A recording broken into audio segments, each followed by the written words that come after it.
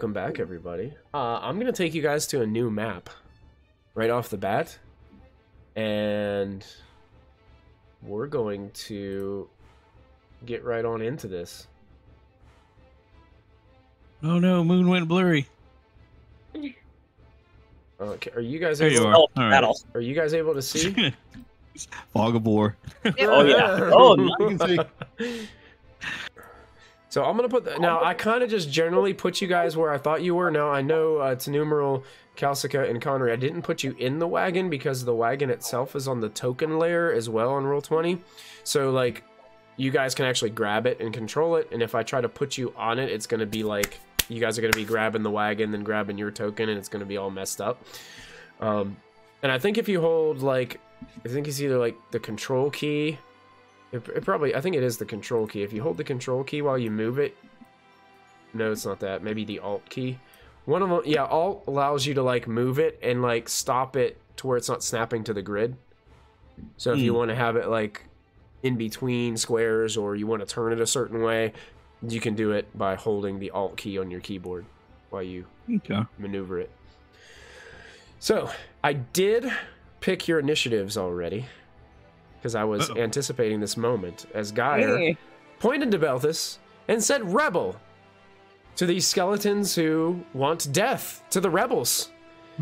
So they immediately look towards Belthus, who unsheathes his weapon, and you guys all heard the weapon unsheathe in the cart. So Connery, based on that, you're first to go. What is your instinct here as you hear some talking come out? Because you were talking in the skeleton language, I believe, that you were so adept with, Geyer. And, and then you guys heard Belthus go, did Belthus say anything, or did Belthus just unsheathe the sword? I don't remember saying anything, but I think everyone would be very familiar with the sound of that sword being So Connery, ringing through the trees. Did Belthus understand what Geyer said? I know Geyer said, "Hey, you want to try something stupid?" I don't know. I think I think Belthus just kind of assumed and just unsheathed the weapon. Looks like trouble. So Connery, you're actually first to go. All right. So, remind me again. What is the measurement of each cube? Each one is 2 meters. 2. So I can move a total of 8. All right. So just to remind the DM and Belthus, I'm still missing 6 willpower from a rank 3 protector on Belthus that is still active. Oh yeah, you guys have notes on that to remember whose spells are still active. So 2, 4, 6. I think Tenumeral might have something on her as well. Yeah, I have a level 1 protector on me. I'll put these little shield markers on you guys on your tokens, that way we can remember who has some extra buff. So I moved 8 here. Okay. So it's just basically going roundabout. So 1, 2, 3, 4, and ending up here. And I am going to do a purge. We'll do it at a rank 2. Rank 2 purge. Okay. You can roll your spell, and that's going to succeed. Alrighty. 2d10. So this is against one AA demon or undead. Each pile level increases the damage by a d10. So I got 3d10 then, right? 3d10 damage. So here we go. 3d10. Please don't roll like crap, and I did. So is purge touch? Like, do you have to touch the creature, or is it like... Yeah, so it's touch. That's why I had to run all the way over there. Gotcha. So as you charge up, Connery, you put your hand on this skeleton, and the magical kind of glow from your hand kind of emerges, and it completely consumes this skeletal figure in your green glow that you have, and probably some leaves and some other things start spinning around and floating around nearby, and you guys watch the skeleton just falls apart and is now just a pile of bones and armor laying on the ground. Clattering. And for my next trick. That skeleton is gone. Awesome. Purged from existence. And that's gonna be it for me. You know what? Also, did you roll with a boon? Because you technically had a boon for that. No, I did not. Why don't you go ahead and re-roll just in case? Just in case you get that dragon. Just in case you get the dragon. Well, the demon wouldn't matter because your No. 13 is still good. But yeah, okay, got 4. I was just in case you got the dragon, then you could sometimes you get the extra benefits, so where you can attack something else, and you also get that little mark for advancement. So okay, yeah. All right, so I think that will end Conry's turn. Now, Geyer, you're up next. You weren't stealthed, so you don't really get any benefit right now, as you were the one just kind of pointing over to Belthus. So what would you like to do, Geyer? Yep. So, well, first things first. Which one took my money? The one right there in the front and center. Okay. That's the real question. Which one took my money? Where's my money? Where's my money? So, Geyer once more is going to point at Belthus and repeat and look at the skeleton while gesturing at Belthus and say rebel in their tongue again. Okay. And then I'm going to attempt to bluff them a little bit. As I'm He's going just throwing you under the bus. Hammer and take basically I want to fake a swing at Belthus's chest. Okay. And then start backing up to get behind him. Like I'm freaking out over finding out this guy's a rebel. Okay. Go ahead and make a bluff check. Let's not forget what happened last time you faked something and almost hit me with a warhammer. Fair enough. Oh, so you're going to try to make it out to be like you're their ally. Would you like to push that roll? I am going to push that because at the moment, I am feeling very sick to my stomach that this person I have been traveling with has turned out to be a despicable rebel. Oh, terrible.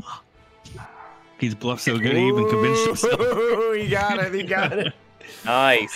So yeah, you kind of tuck in with them. They look like they're just staring right towards Belthus. They don't even look like they kind of acknowledge the fact that you're there, but other than that, it seems like they're just after the rebel.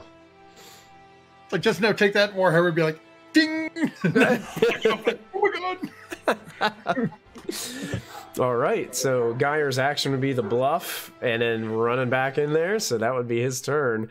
To Numeral, you're still hidden. What would you like to do?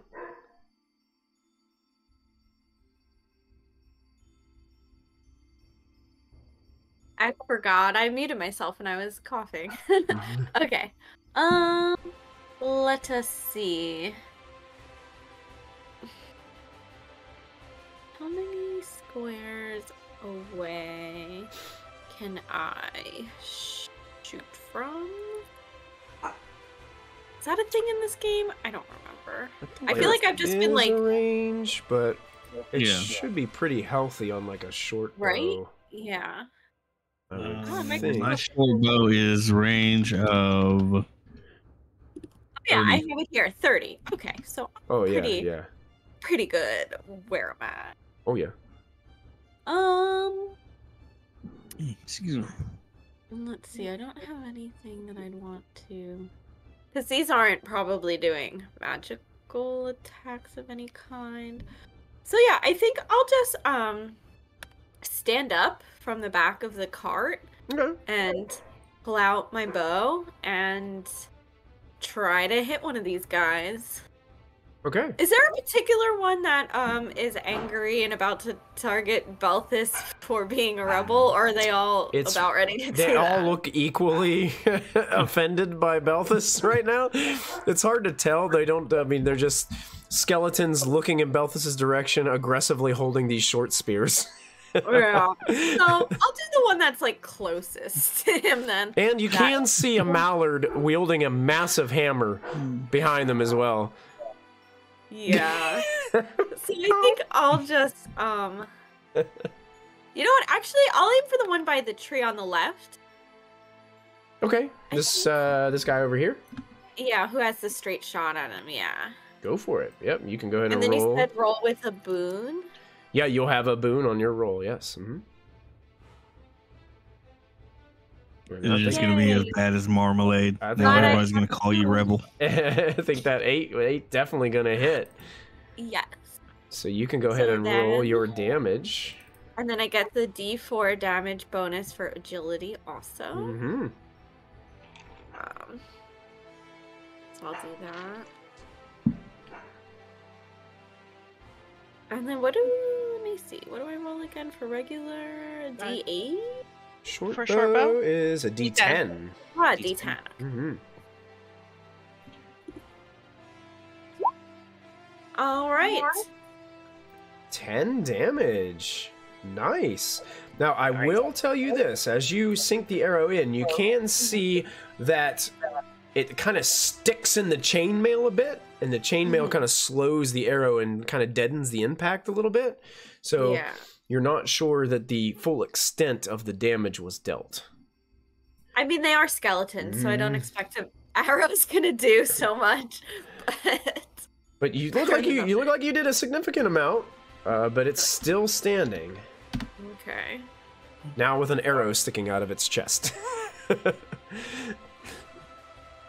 All right.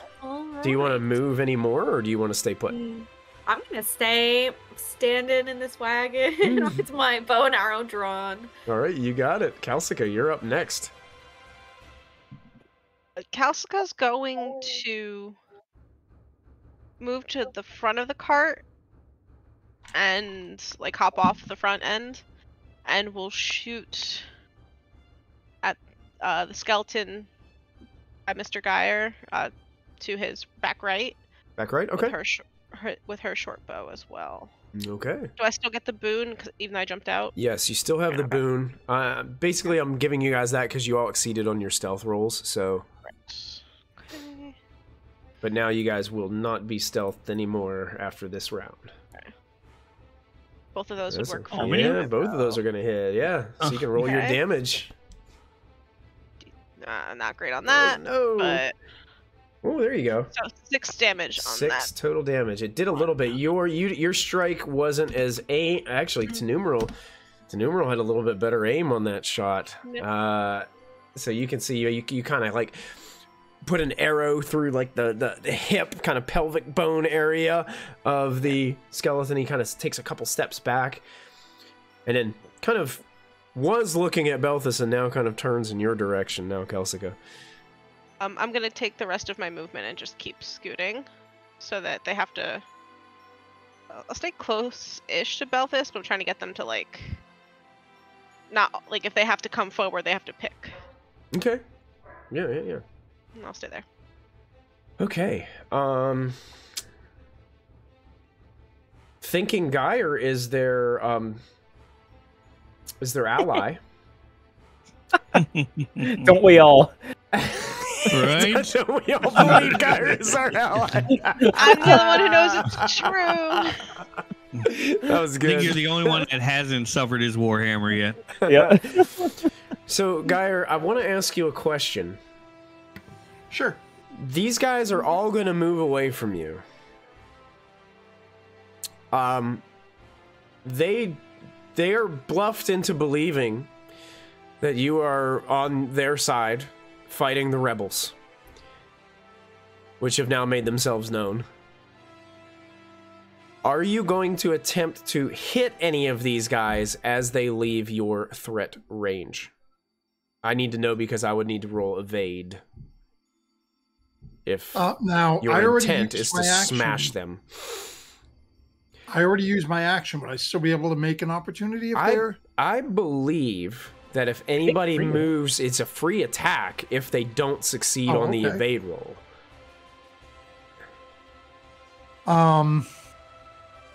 The only thing that I think I would try to do, and I don't know if you'd roll this as a potential attack, would be the one right in front of me. I'd try to grab his coin first. A free pickpocket. I would say that I would allow that. I'll give you. Yeah, I'll give you a free. You can make a free sleight of hand check as they're moving away, since you're not trying to smash them. Yeah, you get the coin purse. Oh my as they move away. So you got this, and it feels heavier than you would anticipate. Yeah, read the chat. Oh yeah, and yeah, the chat says you also find 5 extra gold. So whatever was in it, you get 5 extra gold in the back. So yeah, 2 of them are gonna move up to Calcica, and 2 of them are gonna move up to Belthus. This one's kind of intent on eventually getting to Numeral with the arrow in his chest, but you know, Belthus was the original rebel here, and Belthus is on the way to Numeral, so might as well take a quick stab on your way by. Might as well. Might as well, right? Yeah. So here comes some attacks. Let me double check what they've got to roll. Let's see. Short spear, skill level 12 with a damage of a D10. So they got to roll a 12 or under to be able to succeed. So these are 2 against. I'll go Calcica first. First one, that's a 7. That's going to be a success. Second one is a demon. Oh. I'm going to say it goes to attack you and drops the short spear. The short spear goes like clanging across the ground out of this creature's reach. So this one right here directly in front of you is now empty-handed and has no weapon. Is there like a... Disarmed icon? Yeah, that's what I was trying to find. For something that looks like it's a... I'll just put this like this grabbed hand. It's like an empty hand. Oh no. But the first one is definitely going to hit. So that's going to do a D10. 9 damage. My armor takes one of those away. One of those away. So you suffer 8 damage as it stabs you with its short spear. The other 2 are going to attack Belthus. So here comes one to Belthus. A 10. That's going to succeed. Okay. And they're both going to succeed unless you wanted to try to parry, or because you haven't used your action yet. Correct. I'm not going to parry. Not going to parry? Okay.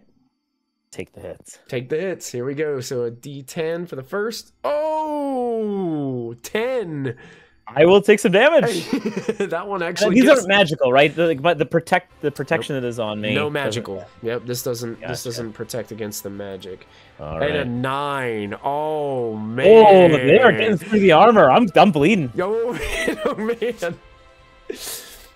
Belthus is taking some shots, guys, as the short spears find their way through the armor into flesh. Yeah. And their turn is up, bringing us to Belthus. Oh no, my squishy friend. Yeah. Gripping the broadsword, I'm gonna cut right through the one in front of me. Not the one that's heading down towards Numeral, but the one right in front of me. Okay, you got it.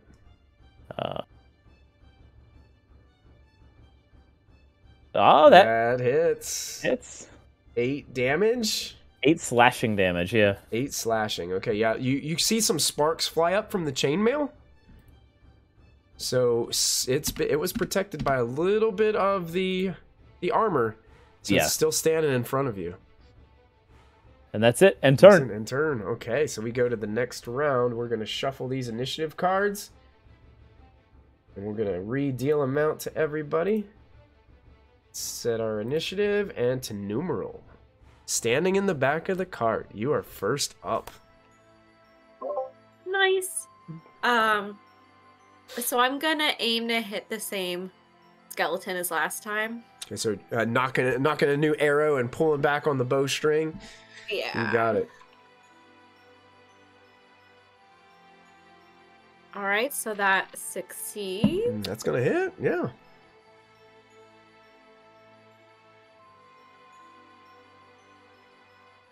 All right.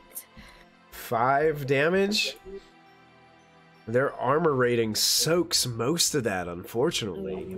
So it's still standing. He doesn't look very good with 2 arrows sticking out of him right now, but he is still up. All right. Their chainmail protects them very well. I think that's all I can do. That's all Numeral is going to do. So the skeletons are actually next on the initiative order. So Belthus, this skeleton is going to move out of your range. Can I take my free attack against him? You can. He has to. If he succeeds on an evade roll, then you don't get a chance to. Let me double check. Gotcha. Their evade is only 6, though. I've got to roll a 6 or better. All right. So let's see how I do. A 1. Look at that. What? What? He does a barrel roll across the ground, and you don't even get a chance. Run! He's out of there.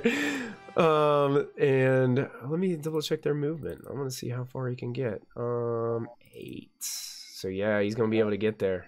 1, 2, 3, 4. Yeah, he rushes up to the wagon and just kind of jumps up and tries to pierce to numeral with a d20 roll and misses terribly. Strikes the side of the wagon, puts a scratch in Geyer's wagon. The tip of the spear. That ends that one's turn. Another one's going to attack Belthus. Uh-oh. Geyer's making intelligence rolls. This isn't good. Oh no, a 2 is going to hit Belthus. Okay, I'm not going to parry. You going to take it? Yeah, take it. Only 3 this time. Deflects off the armor, yeah. So, the one that is unarmed...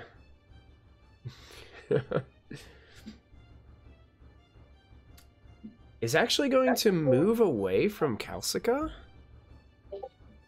So I'm gonna make an evade roll. Has to be. I have a question. Sure. Because I keep getting confused between the rules here and the rules tomorrow night. My brain doesn't work that well anymore. That's fine. Yeah. If I take my free attack against him, that doesn't mean I can't evade if this other guy swings at me, right? Sure. Free attack means it doesn't cost you any of your action. Yeah. Yeah. He gets. But he has to fail an evade roll for you to get that chance. I will hit him. So here he goes. He succeeds with a 5. These guys are good warriors before they died. Okay. Yeah. He actually is going to move away back to Geyer, and he looks at Geyer. He looks at Geyer's weapon and holds out his hands. Because Geyer is an ally who's there to aid in the destruction of these awful rebels. But that will end his turn. That's all he can really do. That's his turn. Okay. And then the other one is going to try to stab Calcica. I will try to evade. Okay, that is an 8, so that will succeed. So you're going to have to evade to get out of the way of this. This is not going to feel good. The evade is successful. Yeah, so you dodge out of the way. I think you can. Nice. I think when you dodge, you can move like a square or something like that. The rules say something. I will move closer to Belthus. Yeah. Okay. Yeah. I go whoops. And just back I think up. you get like a free 2 meter movement whenever you evade or dodge. I bump into Belthus's back. Go whoops. Sorry, big man. But just remember that does take your turn for this round, so you won't have a turn. Fine with me. All right. So that being said, Geyer, there's a skeleton in front of you, looking at your weapon, holding out its hands, as it is no longer holding its short spear.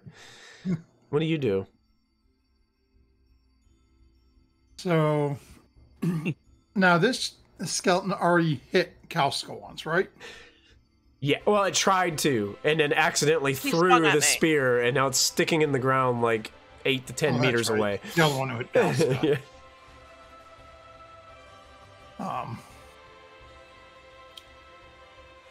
Geyer's still a little pissed off that somebody hit Calcica. So I'm going to use my ill-tempered ability as Geyer's starting to get more than a little angry. Okay. And as he takes the hammer, the warhammer they just pretended to hit Belthus with, and is going to basically put the hammer down like I'm going to handle first, and then just try to swing up and uppercut this guy. Nice. I like it. Okay. I'm gonna give you a boon on the roll since it thinks you're an ally. Okay. Now, let me ask you, get a boon on skill rolls for ill-tempered. So you get 2 boons. Okay. They stack. In Dragonbane, they stack. And I think you have to take the angry condition. Oh, nice. Oh, look at that. All 3 were good rolls. All 3 were good rolls. All 3 were good rolls, yeah. Dang. Wow, look at that. I should have just rolled on the hammer, but I'm going to click it there to roll the damage. Oh. Oh my. My goodness. So, Gyre, when you do this, you take it, you go to hand it, and you do the uppercut.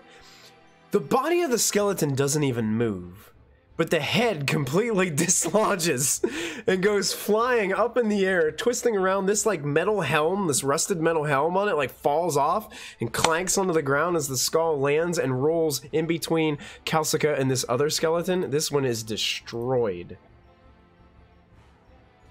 Then Gyre's going to come running up and is attempting to say to the effect of, "Don't touch my halfling," but realizing he doesn't know that much of their language. Who knows what the heck he's actually saying. And I'm going to assume that they don't believe that you're their ally anymore, Gyre. I would probably agree with that. Well done, Gyre. And thus the game of golf was invented. Okay. Great. All right, Connery, it's your turn. All right, let's see what You've I reduced can one of do. these skeletons to rubble. So that's 2, 4, 6, 8, 10, 12, 4. Nope, not the cart. Oh, jeez. You're stuck in the cart. 14, 16, and we're going to topple. Topple. Okay. Topple. Now I think for toppling, you have believe to it's, roll against? I think there's yep. like a contested roll here. I get a boon because I'm using a staff, and it is I believe a contested. Enemies evade. Okay, yeah. An opposed between my skill level and your evade, yeah. Yep, so here we go. Let's see. Skill These guys have been pretty good staffs. at evading so far, and just succeeds with a 6. And you rolled a demon. Oh no. Oh no. You get a tick. You get a tick, right? Yeah, you get a tick. Hey, let's do this because this is you're trying to topple it.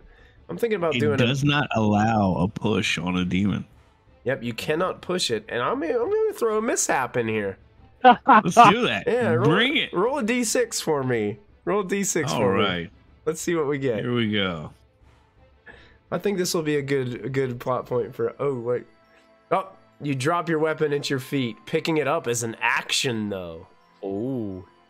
So you go to topple the skeleton. The skeleton picks his foot up and then steps on the staff, and it goes and slams onto the ground out of your hands. No. And the skeleton's just standing on the staff right now on the ground. Wah, wah, wah. hey, Tinny, I'm here to help. I did good. To numeral, if you could hear a skeleton laugh, that is what is happening right now. Wah, wah. All right, I think that ends Connery's turn. Yeah. And Calcica already used her actions. Belthus, that brings us to you. Alrighty. The one that's right in front of me, I'm going to take a swing at him with the broadsword. We're bringing the broadsword back around. Yeah, bringing the broadsword back around. Let's see it. Ooh, Oh that's my good. gosh, that's not great damage. Not great damage. 2 1s on that damage roll. Yeah, that's... Gosh, yeah, you scrape across it. The armor is holding true. This one's got some pretty good armor on it. And still standing in front of you. That's all I could do. End turn. In turn. Okay, so I'm going to shuffle these initiative cards as we go into a third round. Deal them out. We had an error. Let's try again. All right, there we go. Oh, you guys got a good one on this one because you guys all go before they do. Connery, you're up first. All right. What Let's see. What can I do? Because I don't want to use my action picking up my weapon. So he took my toy. So I'm just gonna use my hands and my amulet to purge him. Purge again. Okay. Yeah. This time we're gonna do it at a rank 1. Okay. To spare me some mana. Oh yeah. Or That's willpower. definitely gonna do it. Be a hit. 2d10. Gonna do the same amount of damage I did when I upped the rank. Up the rank. Yes. So, Tenumeral, you're watching this. The skeleton seems to have the upper hand on Connery as Connery yells, "I'm here to help." Connery stands back for just a split second, then holds out his hands, and you see this bright flash of magical energy, and the skeleton just goes flying back into the bushes, and is no more. I got the last laugh. Thank you, Connery. Yay! Now I will mention, I don't know about the rest of you, but I cannot see the initiative. I don't know why. Really? Weird. Yeah. It's not on I've your got it turn in my- order, no? Oh, I'm sorry. I had to maximize my window in order to see it. I got it now. You got I it? Okay. There you go. Yeah. Well, you still got some movement left if you'd like to use it, Connery. Let's see how much willpower that left me with. Okay. I'm gonna go 2, 4. Oh, that's a wagon. Nope, that's still a wagon. 6, 8. And I'm gonna end up right here. Okay. Sounds good. And that'll do it. All right, Calcica, you're up. Calcica, having guessed what Geyer was trying to say, because it's now fast becoming their catchphrase whenever they're in a fight, is going to go, Mr. Geyer, it's okay. As long as no one touches you or me, this will be okay. And she's going to, like, literally go between, like, his legs, because he's just tall enough for, like, I imagine he's just tall enough for her to, like, duck under and stab up. Mm-hmm. And she's going to, with backstabbing, she's going to okay. stab. So you get that boon on that Skeleton. attack with a subtle Yeah. weapon. Okay. He might be tall enough, but now you got a face full of tail feathers. And I hit either it's way. Definitely gonna hit. Nice. And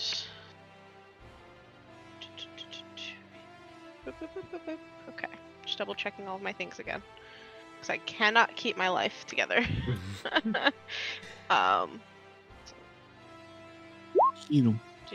And then a 4 because of agility bonus. So 8 total damage. So even with the backstab, you stab it and it's still up. The armor does protect a little bit, even from the backstab. Calcica just goes at it and crawls back under. Excellent. Belfus, you're up. What do you do? All right, take another swing at the one in front of me. These things are too strong and they need to go down. Mm-hmm. So, oh, nice. There you go. Nice clean cut through bone. Through the bone, and you like split this guy in half, and he just clambers to the ground in pieces. Finally. He falls. I will use my movement now to get just a little closer to this one and turn. Okay. Geyer, you are up. And very angry. Still, now this is the one that actually injured Calcica. Yes. Blood on the spear.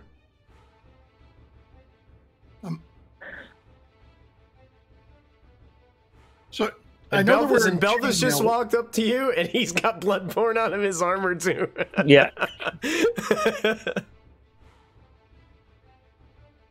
Looking down at it, it's like stretching the chainmail over my paunch to the roundness of my stomach and looking over it. I'm like, what happened to you?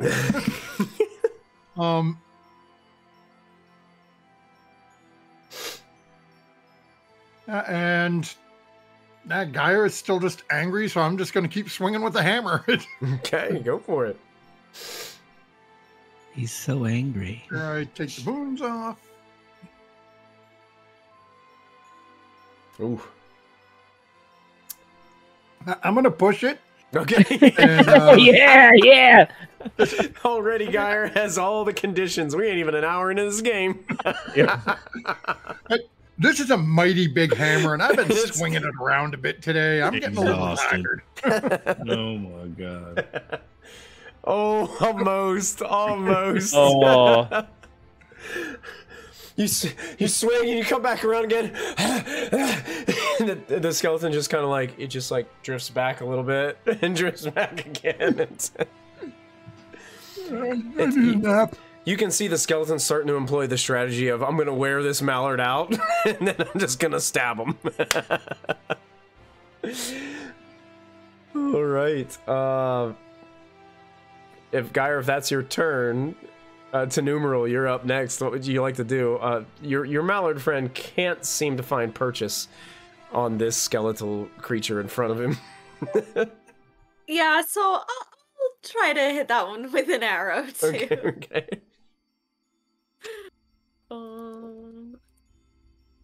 To numeral, takes aim once more.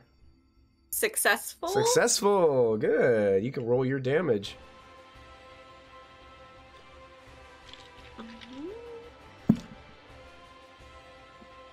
Oh, okay. Total of 5?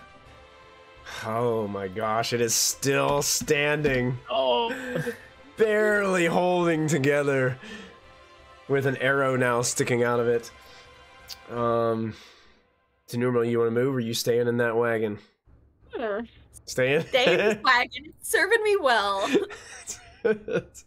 I've got good eyesight for my aiming. That skeleton is gonna try to skewer Geyer right now. Let's see how he does. I will spend 2 willpower to guard him. Oh, there you go. So he's technically gonna be attacking you then, right? Yeah. So here's the attack, and that's gonna hit. I'll parry. Okay. With my shield, with my large shield, I can use any weapon skill to parry. Do you apparently. have? So you used your action this turn already to attack. Oh, okay. I just have to take it. Do you have any? Yeah. Right. Okay. I just meant it. I didn't know if you had like a heroic ability that let you do that. So, okay. So D10 is 7. I'm okay. Okay. Rattles me a little bit. It's the high-pitched voice that gets me. Excellent. So that's all he does this turn is he tries to attack Geyer, and then Belthus jumps right in front. Spear kind of puts a little hole in the armor. And then I'm going to shuffle this initiative card probably one more time.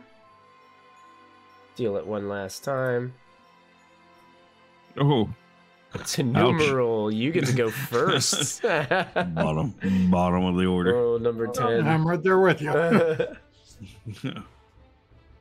And I succeed again. Fires another arrow. Oh she gosh. just pulls out another arrow. Turret. Oh wow! Oh. Look at that! Look at that! Go to roll I your. probably don't even need to Roll your d4 away. just to see if you get the 4. Yeah. Close. Close. So an arrow goes flying and pierces right through the skull of the skeletal creature, and it just falls to pieces right in front of Geyer right here, and all of the skeletal threats have been dealt with. And I'm going to take us out of initiative, and we're going to go to just some regular music instead of our battle music, as you guys stand across this landscape now littered with ancient chainmail, short spears, and broken bones. Kalska's taking the chainmail off of all of these things and gathering stuff immediately. That's a good idea. She's like, this is mine. Yeah. F you. You don't get to keep this. This is mine. It is old chainmail. It's still usable. You could use it, but you know, like in selling I don't think wise, I can wear this. I think we're selling. You're probably not going to get as much money in return with selling it to someone just because of the condition that it's in. Free to us, so profit round. There you go.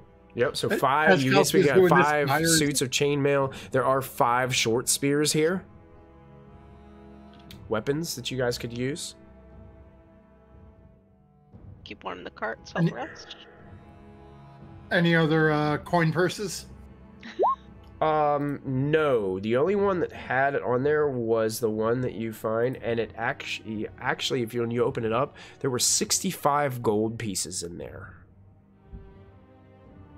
Now, does that include the extra 5? Yeah, I added the extra 5 from chat. Okay. You guys see Calcica, like, it looks like she's getting sunk into the ground as she's carrying all of the chainmail to the cart because she's so tiny, and it's like... Numeral would help pick it up. Numeral like reaches down, Tinny. grabs it, puts it into the wagon. Yeah. Nice shot, Tinny. Thank you. Numeral's gotta get gotten you more really arrows. good with that bow recently. Deadly I know. accuracy. Mm-hmm. We're getting her more arrows next time we go to town. What's funny is she's just as good as like her knives on bows, but for some reason I seem to hit so much more with the bow. It plays into your stay back mentality. Yeah. You're It more comfortable back there.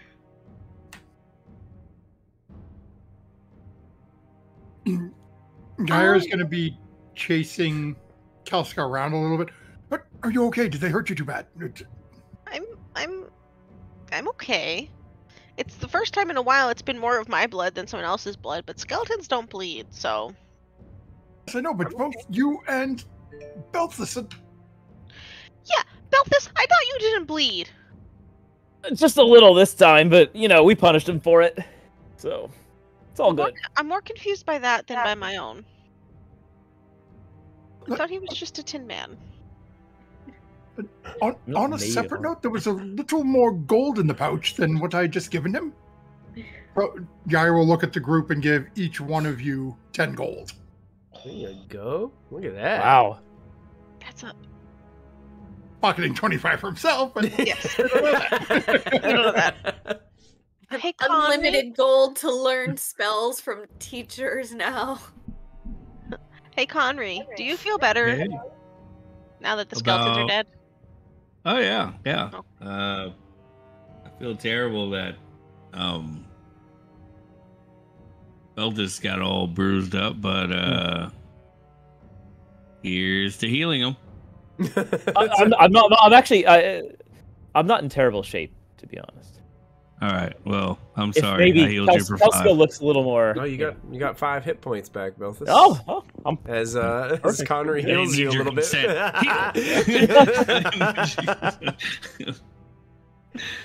Gyra's in the process of like ripping off a couple of the like upper thigh I'm gonna go bones refill my of these water. skeletons to give to the dogs to chew on. yeah, sure. Yeah. Getting one for Connery because you'll want one too.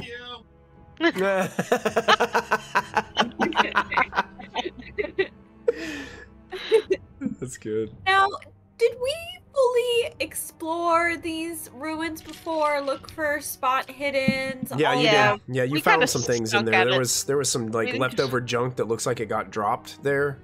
Couple like I think like a couple copper coins were laying around there, and Oh yeah.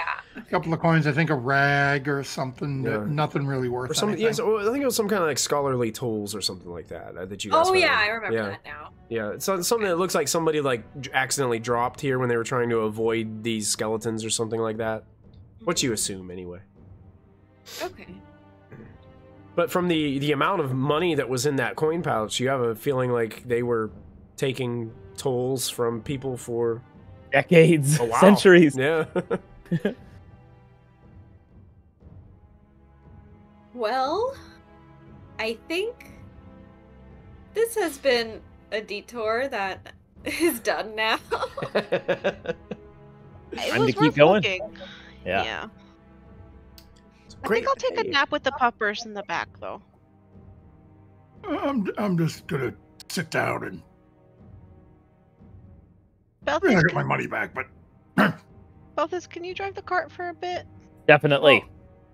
Me and Mr. Guy are gonna take a nap with the puppers. Yeah, get some rest. And Kalska's immediately asleep on Lucian River. I don't trust his driving. I mean, I can see okay through my helmet. I mean, you know. Okay. Well, yeah. So I think. Do I have to go back to being like the Pathfinder? I think we determined that Tenumeral was the Pathfinder here. So yeah, we're gonna have to do some more pathfinding here. I believe so. You get to make. So the way that we ruled this before is you're gonna make a bushcraft roll. You get, because you have the map, you don't have to take a bane on it. And because you guys determined that you guys were going to use the river to help guide you, you get a boon on your roll. Yay, Having we're that. smart. Yeah. So you can roll that with a boon. Bushcraft. Oh, thank God. Let's hope the next one's better. Let's hope the next roll is better. That's right. That's much better. It's a 9! My bushcraft is 9. 9, so you succeeded just barely. I'll be sitting up next to Belfast, telling him where to go while he controls the cart. So, what I'll say here is you guys probably get about halfway along the river here to your destination, which you guys are trying to get up here to Mirror Lake to investigate this Isle of Mist that you guys heard about. So you guys get to a point where you need to make camp. So the way that we're going to do this, I think if we remember, somebody has a tent. So pretty much you guys all get to try to make bushcraft rolls, and if anyone succeeds, then that person can successfully set up the tent, and then you guys can all get the rest. Now the people that have to sleep outside, now that's a different thing. Those people have to make their own bushcraft rolls.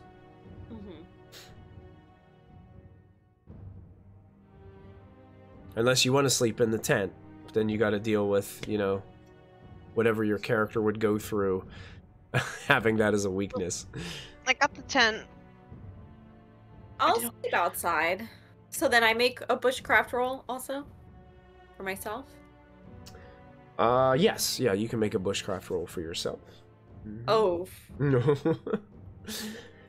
Bad choice. Now, you can push this roll if you choose to. So here's my question for you.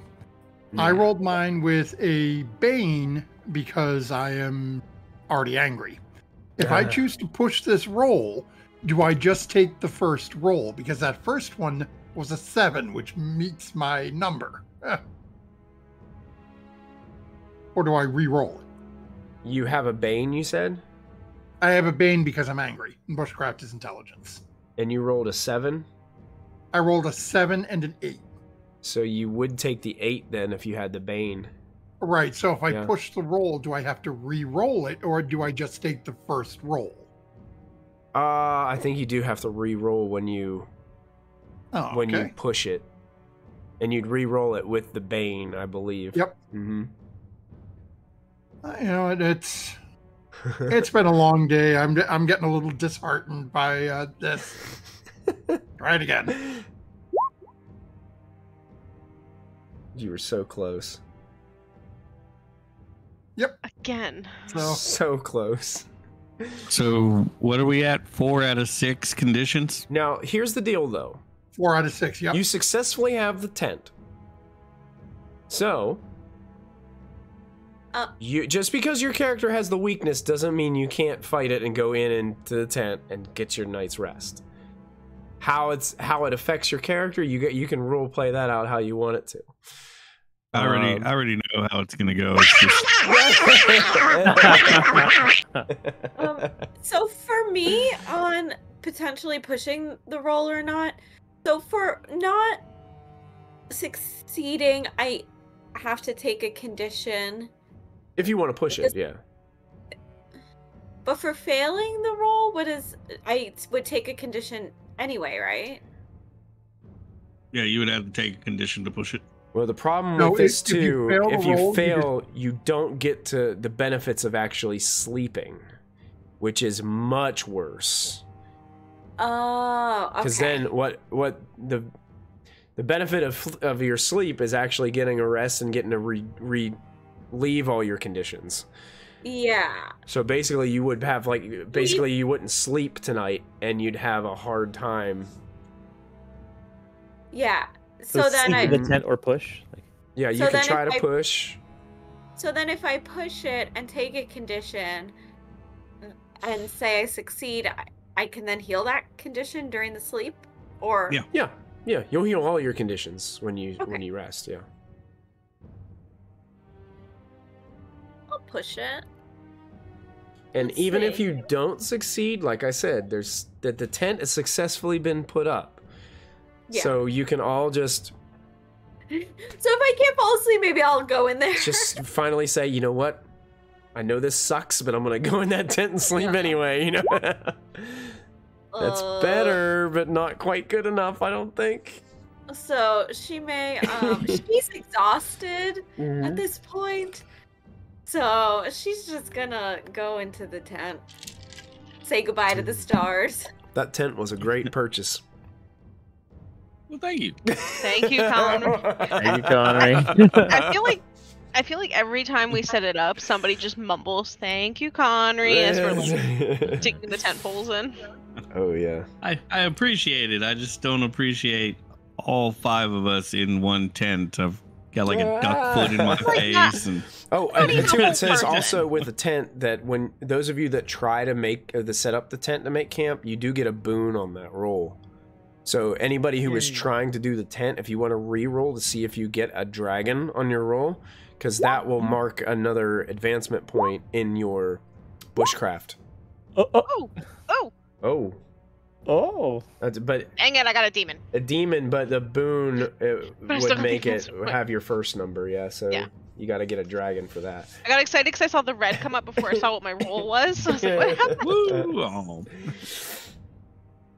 Guyer's going to be sitting out by the firelight tonight, just reading away. Oh, reading away? You're not going to go in the Oh tent? boy. Oh boy. Oh no. Sleep. So, Kalska at some point would get up because she napped in the cart and then also like got her full rest. Mm-hmm. I assume we're doing watches and I would say too, while I would argue that because you have the wagon, like you guys could all you could all take probably like a stretch rest at some point during your travel, and that would be fine, since this is like a whole day's worth of travel. So I don't know, whatever the benefits were for a stretch rest, you guys can go ahead and take that before this shift rest would take place. So I think during a stretch rest, I think you can get rid of one of your conditions. And I think you get some hit points and maybe willpower back. Maybe a d6 for each. During a stretch, recover a d6 willpower and heal a condition of your choice. No HP? Stretch. Oh wait, a stretch rest lasts for one stretch at a time. During a stretch, okay. During a stretch, you heal d6 HP or 2d6 HP if someone else is tending to you and succeeds a healing roll. Caregiver cannot heal or cannot rest during the same time. Can't heal themselves, and you also recover a d6 willpower and heal a condition. Oh yeah. And then the elves get meditation, inner peace, where they can meditate during stretch rest and heal additional HP and willpower and Yeah, conditions. I think you guys get an extra d6 of dice whenever you guys roll. Yeah. I'm just gonna have my character go in the tent and sleep because she was pathfinding, and I think it makes sense for her to have not been meditating while telling Belthus where to go. Yeah, and you're pretty good at this, but this pathfinding stuff is kind of new to you. I mean, Yeah. So, we're You just see doing a more stretch. pathfinding through no, mountains. no, we would have You done a did- stretch. We're you doing would shift have done the stretch rest on Stretch like your on the travel. travel. You probably would have, stopped for like 15 minutes or so during that. Got a quick rest, quick breather, and then you would have kept on going, and now you're making camp. So whatever you guys decide to do here, that's up to you. So, well, okay, then give me a second, because given that I'm going to remove my two of my conditions, because taking a stretch, I would have calmed down and no longer been angry. True. And now I'm going to re-roll my bushcraft Because you wouldn't have the Bane in it. Yeah. without the Bane. Go to for see. it. Yep. You wouldn't have had that Bane. Wah, wah, wah, wah, You gonna try to wah. push it again? I'm going to push it You're again, gonna go still for it. getting disheartened. So we're going to keep the same idea, but we're going to give it a go. He does it! Oh, He does Single it! side. yes. Just It was all worth it. He finds a nice place to lie his head. Oh. So yeah. So you guys are settling down for the evening. Is there anything that you guys want to do during this, or do you guys just want to get your long rest and then skip to the next day? Geyer would take whichever watch somebody else didn't want. Maybe that would be me. I'll want to sleep. Yeah. And during his watch, not watching at all, is completely engrossed in reading that book. Okay. Okay. Hey, do me a favor, guy. Make a languages roll for me. Okay. It's some pretty tough reading. I knew it was going to take some time. Elvish doesn't make sense to Geyer yet. No, apparently ancient skeletish. does, Apparently, yeah. Ancient skeletish. I like that. And I'm picturing Geyer, assuming he's not on the last watch, ends up just falling asleep with a book on his face.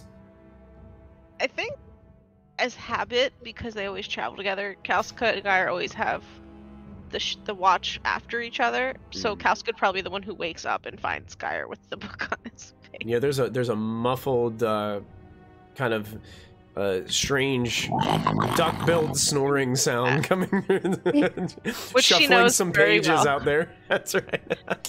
Kalska would get up and go gently take the book off of Geyer's face. It's like one of those things where he like exhales, the book rises a little bit, then slams back down onto his face. Yeah. She'd catch it on an exhale so it doesn't hit him back down in the face. There you go. And fold it, and, like shut it, and then just tuck one of like the bedrolls or something over him, even though he's outside, but just, you know, tuck him in a little. And just say, good night, Mr. Geyer. And she'll hold on to his book, but she's not gonna read it or do anything with it. She's not putting it back or anything. She's just holding on to it while she keeps watch, and is just happy to sit there and look around. She'll probably make some shadow puppets with the fire against the trees around them. And yeah, specifically a duck shadow puppet. Yeah, And then, that's right. The Napoleon Dynamite scene. Yeah. That's it. And she just hangs out for a bit. She sits closer to Geyer in case he wakes up and goes, "Where's my book?" She has it, but otherwise she's just keeping watch. Conry, you rest like especially easy this evening, as you feel some kind of peace and reassurance about your decision to purge the land from this undead threat. Also, to explain my roles during my watch, I go squirrel hunting, evidently. Oh, you hunting some squirrels? I literally hunted a 1 ration squirrel. All right. Yeah. At some point during the night, during his watch, he gets a squirrel. Now, would you have enjoyed that squirrel by yourself over the fire during your watch, Conry? It's 1 ration, so I can't exactly share it. That's so, right. yeah. I didn't know if you were going to give it to somebody else or if you were just going to eat it yourself. So I just wanted to. I didn't want to assume that you were just having it for yourself. Gonna trap and release into my stomach. There you go. That's how it works. Very nice. Yeah. So also the rest of you during this day of travel would have had some sort of ration. So do you guys have some food in your wagon that you guys can partake? So go ahead and make sure anybody who had a meal today, make sure you erase one of those rations from your wagon. You don't have to erase one for Conry because he just had some squirrel. Who's like managing the wagon inventory? Who wants to be A little bit of everyone, I think.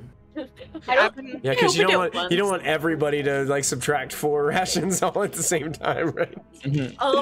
If anyone's doing it, you can take one out for me. Same. Well, I've been figuring whenever we do the rations and we've been traveling, unless someone like Connery is saying he's hunting or fishing, I've just been pulling it randomly. We still have 10 dried meat rations, 21 bread rations, 10 spinach lettuce rations. Oh. All right. You guys, you guys have been collecting your food. You guys have been, getting that ready. That's good. I guess the bakers and the veggie stew people probably gave us a lot of food. The good old spinach stew. Tasty. Don't worry. One day I'll catch something bigger than a crow or a squirrel. One day. Maybe it'll be Promise. Okay. So, as you guys wake up upon a new day, you guys pack up the tent, get everything sorted out back into the wagon. And you guys begin your trek once again towards Mirror Lake. So I'm going to need our Pathfinder to make an additional roll for us with a boon because of using the river to help guide you. I'm like wiggling around so much I can't get comfy tonight.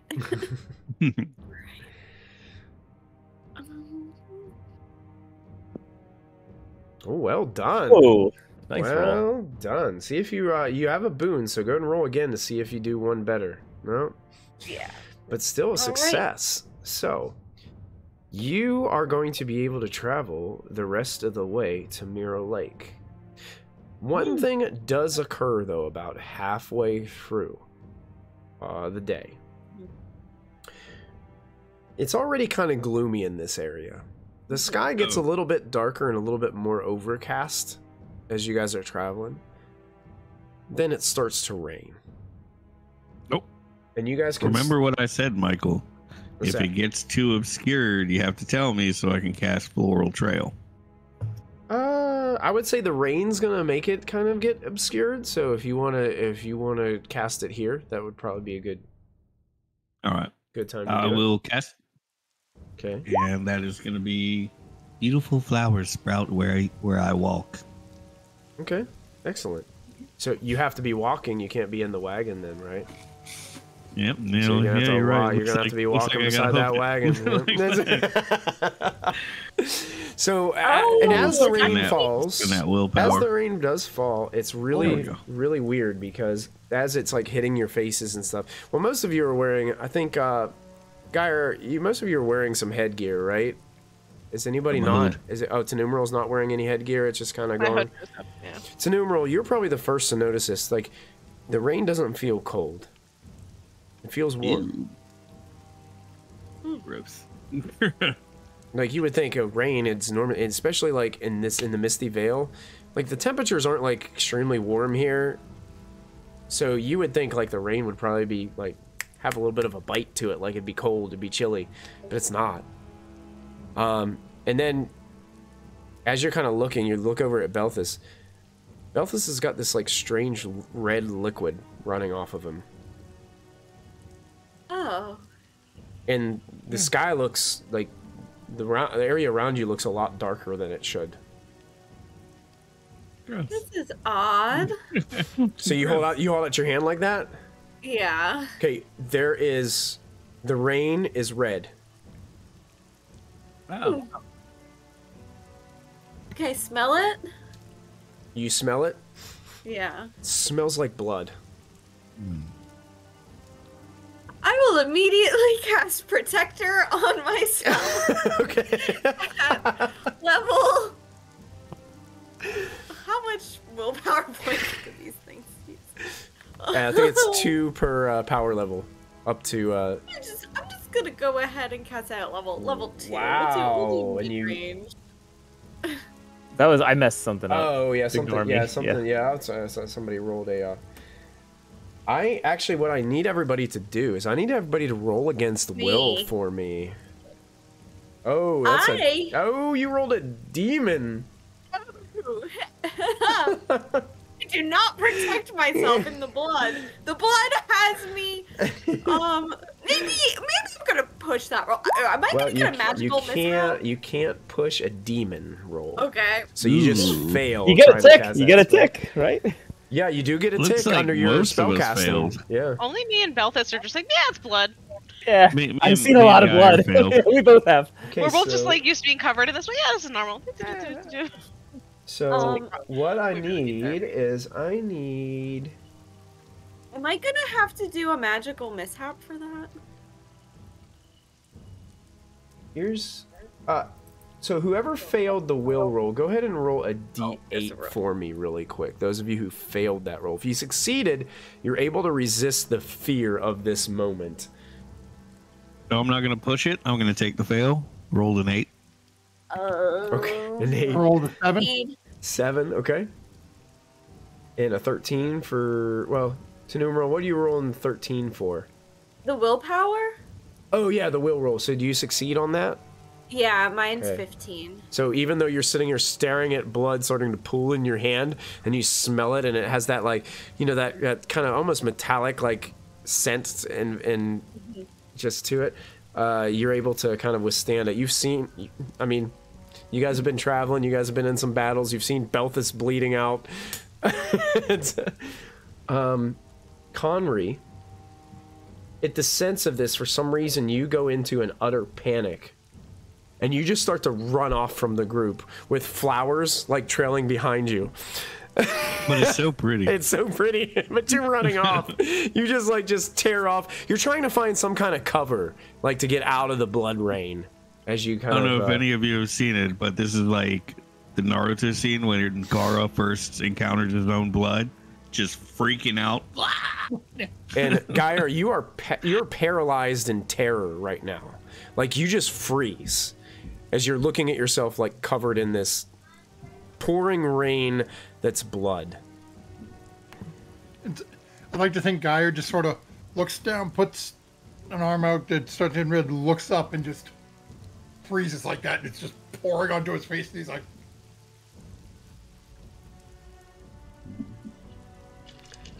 Okay.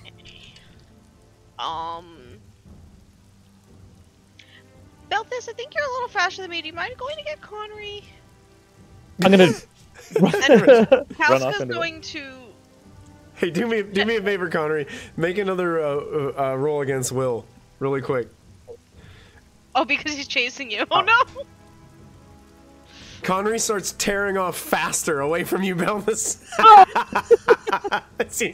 he's like freaking out, starts to run into the woods, and you're just chasing after him. Get back here! First, I'm freaked out by the blood, and then I look back and I see this elf covered in blood and armor, and I'm like, "Oh shit! That's even worse." So eventually, after a little bit of chasing around, eventually Belthus, you do catch up to Connery and calm him down. And, Get it together, man! Get it together! As the blood rain is not so prevalent in the light foliage where you guys are standing, but you can still tell it's like rolling off the leaves of the trees and stuff. So it is definitely blood rain all around you right now. Gross. Kalska just tries to take Geyer's face, and when he won't move from his like frozen position, she's just gonna sit next to him or stay next to him wherever he is and take his hand and hold it and just start talking to him about when they first met and just trying to like make him focus on something else and talking about like the first meal they had and about that first person they swindled and all of those things to make him And this definitely fear. does calm you down, Geyer, as you start to focus less on the fact that you're covered in blood from the sky, and now start to remember all these good times that you guys have had as a group, and with Kalsika and all these cool new adventures that you've had. So. this guy starts to come out of it, just take one blood-soaked hand and just like pat on Kalsika's hand, holding his. And at that's the part where we're going to take our break. Hello, and thank you so much for hanging out with us here at Proficiency Bonus. Please take an opportunity to support our sponsors. First up is Little Dragon Corp. Little Dragon Corp is an online storefront based in the Great White North of Canada. They sell everything your heart could desire, so long as everything your heart desires is largely polyhedral dice sets and other TTRPG sundries. Check them out for all of your dicey needs. Perhaps buy a lovely hardcover copy of one of these fine books. If you're feeling especially cute, you could treat yourself to a t-shirt or one of these fine little proprietary Little Dragon Corp dragon plushies. They've got all the classic types of dragon, like Mooney, Terra, Dad.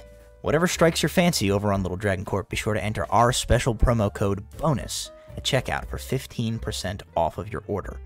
That's BONUS, B-O-N-U-S, for 15% off your order. That's like if you made 7 individual purchases, you could basically buy anything you want on the store and it's like it was free with all the money that you saved from earlier. I'm absolutely positive that's how math works, and I will be taking no questions at this time. Thank you, Little Dragon Corp. Cardboard Castle Games is a brick-and-mortar game store local to Evans, Georgia. They have a wide selection of tabletop gaming and other cool games like Magic the Gathering, Pokemon cards, and even Yu-Gi-Oh! You can visit them in-store and let them know that we sent you, or you can go visit their website at cardboardcastlegames.com. Don't forget to find us on social media. We're on Twitter, Facebook, and Discord. Links to our social media pages and outlets are located below this video. Don't forget, you can also support the channel by following, by subscribing, remembering to click the bell notification so you never miss another live stream, using channel emotes, and if you're an Amazon Prime user, you get a free subscription to Twitch every month. While we are away, now is a great time to go subscribe to our YouTube channel. It's absolutely free, and there you will find hours upon hours of content to enjoy. Click the bell icon to activate notifications so you won't miss a single show. Once again, thank you for joining us. We hope you are enjoying the show, and we'll be back in just a moment.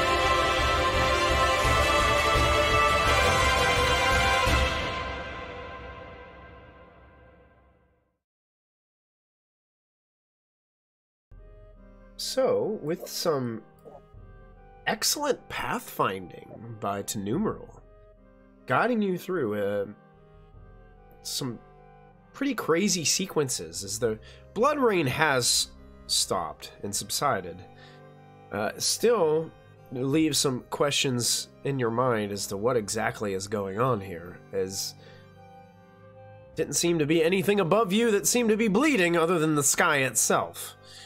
So, pretty wild moment there. Now, there is a part here, Tenumeral, where you guys are going up the river and you feel as if in order to follow the map, you're going to have to leave the river for a little while. And you guys head up, kind of, once you get around this corner of the river, you head north. And you make your way to the shores of Mirror Lake. And when you get there, what you see ahead of you is, imagine a vast body of water that is completely still. The water is completely flat, almost like a sheet of glass. And you can see out there in the distance, there is this yellow misty haze that just seems to be rising off of an island in the center of this massive lake. What do you guys do? Are there any flat rocks on the ground?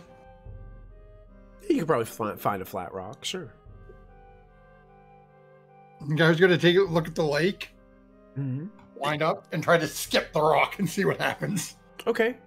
Go ahead and what would be a good skill that you can use to skip a rock? Ling. Agility? Sure. Go ahead. No. Just roll against your agility. Let's just see how. Or if you want, if I can push my luck, I can say sleight of hand for manual dexterity. We'll just go straight agility. Nice try.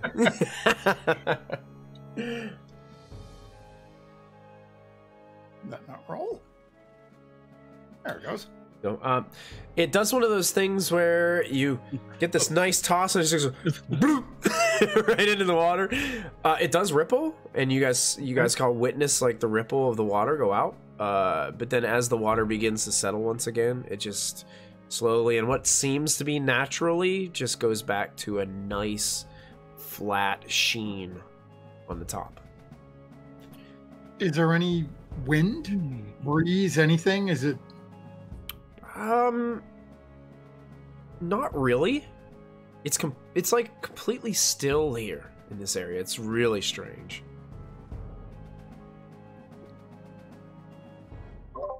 Well, this is very unnatural. So right up your alley then? Could you share insight? Well, weren't we told by Ophelia that Azrael Koth is somewhere here? I'm trying to... Body over there or something? Or like that was like the temple of... Didn't she say that this is where the demon god is supposedly trying to reappear? Yeah. Yet for some reason, somebody thought it was a good idea for us to come here. It wasn't my idea. I wanted to go straight to the mountains. That's what I said, and everyone said, no, we need to stop the lake. Well, hold on. Is this where his body is, or is this where the fancy sword is that can defeat him? No, the fancy sword is back in outskirt underneath the ruins. We need the 4 pieces of the Rubik's Cube to put it together and match all the colors up, and... Whose cube? The statue. It's a statue of the great mage Rubik, right? Or was it Kubrick? Just gonna all pretend we didn't see the cat commercial break right there, crossing Michael's screen. It's about this time every time we stream, she makes her. It's on his little head. I didn't see the Hey, rest. my food dish is empty. I haven't been fed in half an hour. That's it. Yeah. Well, I guess if we were doing a temperature check, it seems like feels demonic for sure with this bloody rain, eerie lake. Perfect weather report. Feels demonic with a chance of murder. Chance of murder. For those who wanted to explore this, Belthus, are you satisfied for the time being? I mean, I think we probably need to have more on this statue before we try to find any bodies of demons or whatever we're here for. I would agree. I mean, you know what? I'm not even going to talk about what I did in that place we were before while we're this close to the person who, we're gonna not talk about that. But I'm not powerful enough, I don't think, to do that here. Michael, The water. Never mind. I'm gonna viciously fail at awareness. Okay. What was that, Geyer? What color is the water? It's really just reflecting the sky. Like, it just looks like a natural reflection from the sky. I'm gonna put my hands in and scoop it up because it was just like downpouring blood. Okay. So I scoop up the water. Does it? Well, it was downpouring blood quite a ways away from where you guys were. Okay. So you're not sure if that was like a localized thing or if it was like the whole... but you pick it up and it just seems to have... Like, it just runs through your fingers, consistency of water. I mean, it's just... To you, it's normal water. Gonna take a drink. Tastes like pretty nasty lake water. Which probably tastes good to you, Duck. Oh yeah, probably tastes good to you, right? Mallards, Yeah, you know, you like the lake water? You're used to it. Swim down too. All of a sudden, Geyer just starts like... He sticks his head in and like does that thing where the ducks Reminds me of home. Is there anyone around? Anything on the edges of this lake at all? Yeah, that's what I rolled anything? awareness for, to try to see if we can spot that village on the map, but yeah, I rolled terribly. I'm asking if there's literally anything. When you're looking around the edges of the lake and looking around, you don't really notice anyone or anything. There is like an old dock that seems to be like broken and just like it goes out into the water and then just kind of drifts off, as almost like the end of it was just submerged into the lake. No sign of any boats or anything like that. Perhaps you should bring a canoe next time. I told you we should have bought the canoe. Well, funny you should mention that. I did not buy one. I got a fishing pole. I don't think we should go fishing in this lake. Oh, look at the duck. Look at the duck. He's fine. We don't know that. All right, he's fine for a duck. I'm the beacon of sanity. For now. Casico just nods next to him like, yeah. I don't think I need to cast sense magic.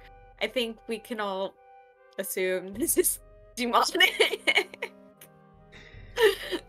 The water itself in the lake is not tinted red at all, like the rain coming down. It's just translucent. Yeah, seems to be how normal clear water. would you say? Like, can I see the bottom? Kind of like no, it's deeper part of the ocean. It's like still murky. It's murky lake water. Like you can't really see, probably only, but maybe a foot down. Like it gets really cloudy quick.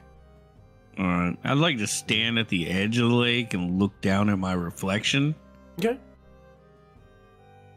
Yeah, you see yourself.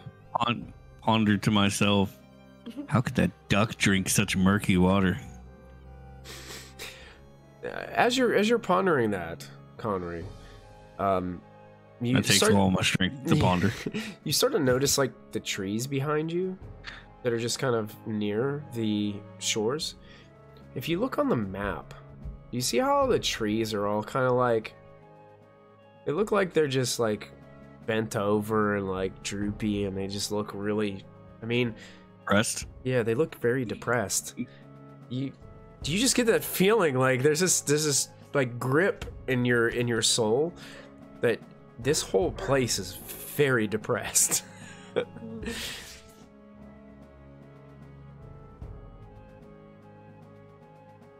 Now, in recalling the legend,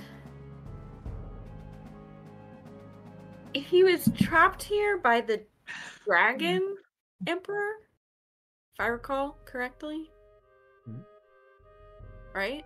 Yeah, what if we... You know what? I will cast Sense Magic then. Because I'm curious to see, like, what type of magic is maybe holding this, like, zone. If like only this. this was 5e, I'd do speak with plants and try to do a therapy session with the tree. Geyer, about your make childhood. a sneaking roll for me, please. First.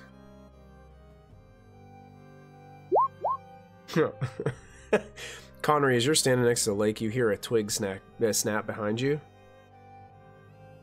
And you take a peek behind, and Geyer was trying to sneak up behind you. Oh no!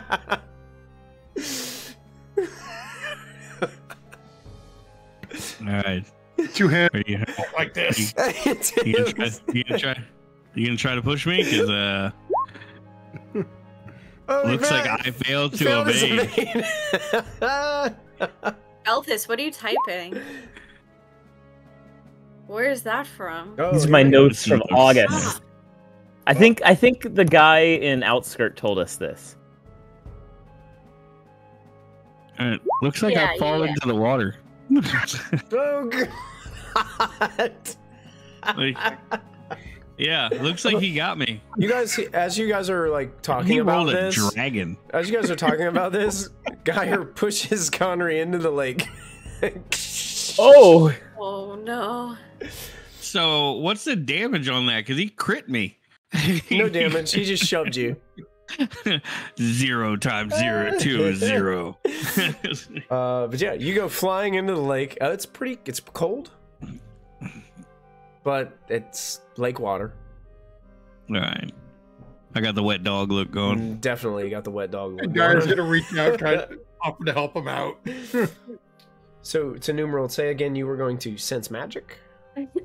Yeah, because from what I remembered, they said that Azrael Koth was like trapped here by the Dragon Emperor.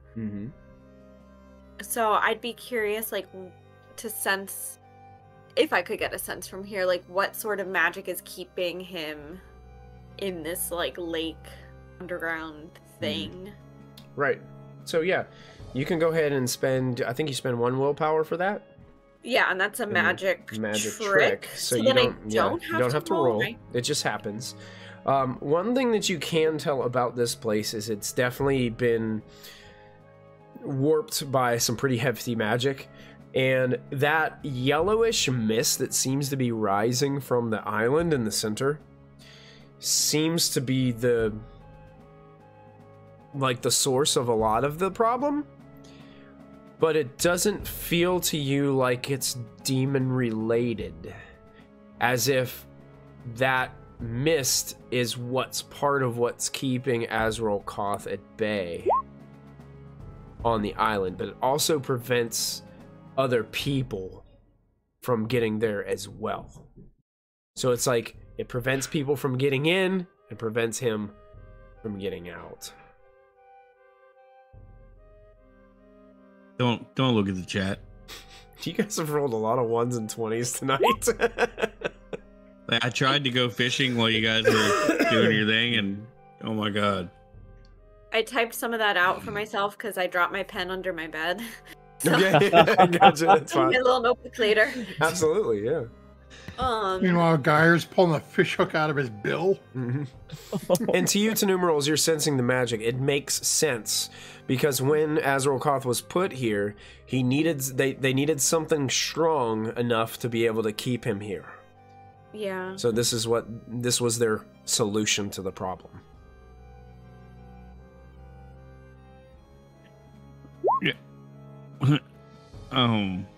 So this mist, I believe, Well, I guess actually in casting this, she would kind of extend her fingers out towards the lake and focus, and it would be clear that she's casting while she's doing this.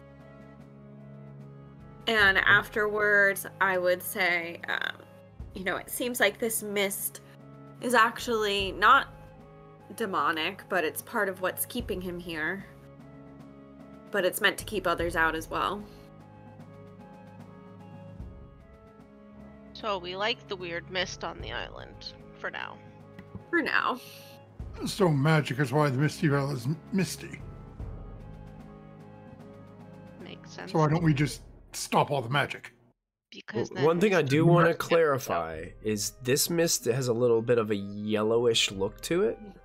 So this mist that's coming from this island looks a little bit different than the mist that surrounds the Misty Vale. Mm-hmm. The Misty Vale mist is more like just like a white fog kind of look, whereas this looks like kind of like fumes almost. Mm-hmm. So, just to clarify. Mm-hmm. Magic fumes turn silver as they get farther away. Everyone knows that about magic. So if it's magic's fault, why don't we just cancel them? What? Well, if we did that, then Azrael Koth will get out and try to bring the demon back. So, and he would probably fill the Misty Vale with worse mist than this.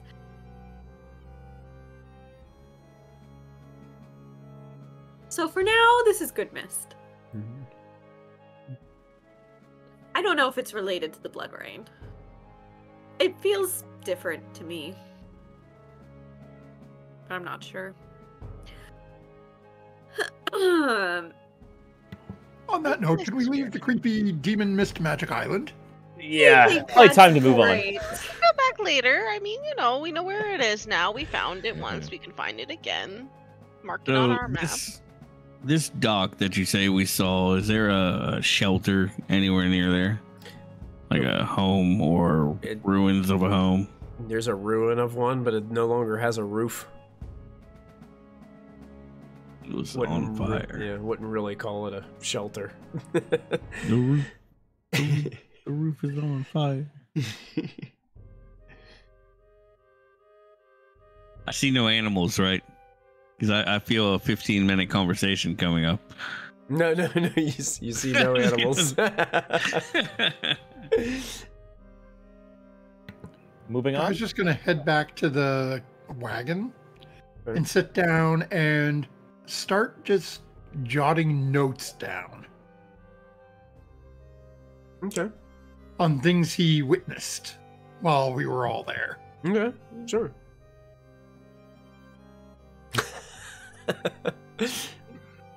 Gotcha. Okay. So we find a way back to the river. Yeah, you guys want to just head back to? Is that the plan, to go to the river and then start heading back north? Yeah, I mean, unless we're going to have an artist come take a commemorative portrait of all of us at the lake, I think we're ready to go. It's like the vacation beach shot where everybody's in their bathing suits and like hanging out. Everybody jumps up and they try to like capture everybody in the air at the same time, you know? Yeah. You only see Calcica's hand because she can't jump as high. Levitate on us all. There you go, levitate. You don't in get the background is the wet dog that somebody pushed into the lake. Yeah, dog like sopping wet. Oh my god, I didn't tell you guys. So I tried to make, this was a few weeks ago, AI, like put in AI a prompt to make the entire party. And like some of it was so cursed. It kept combining like the halfling and the duck into like one person. Or it would make like a duck wolf, or like it wasn't understanding that like the werewolf and the druid were the same thing. So it was just always adding like an extra party member that was like a combination of things. It was kind of horrid. It's the AI has a lot of trouble with the mallards and the wolfkin. Like, looks like dogs is volunteering in chat. Awesome. Here we go. You guys might get the beach photo. Right. I know, that's why I was just thinking, like, I want to do, like, an AI beach photo of us. That would be funny. but anyway. Surrounded I'm by already yellow making mist. piles. With a yellow haze island behind you. It's- I wonder. Okay, so I know what I'm going to be doing after this stream. Oh no. But we can like no. Photoshop in suspicious acquaintances.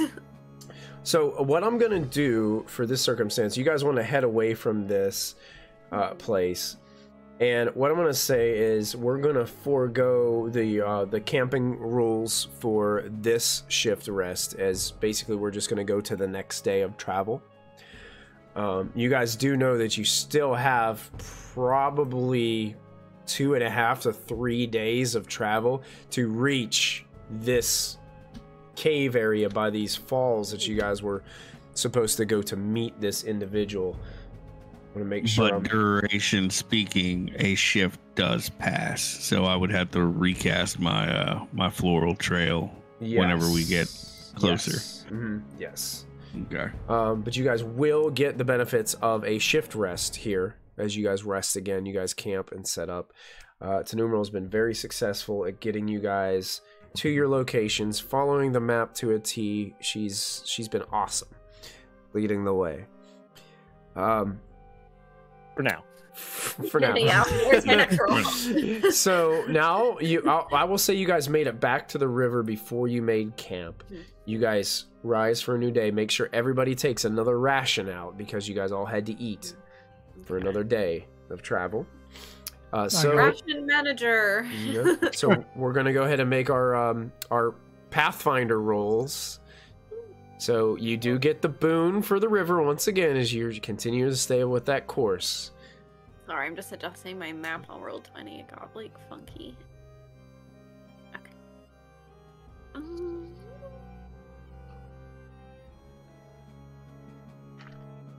Uh-oh. Oh, 17 no. again? Twice in a row? Are we gonna push it? Are we gonna push it? Are we gonna push it? Rolling 17. You can push it if you'd like. What happens if I fail the Pathfinder roll again? There's a mishap that happens.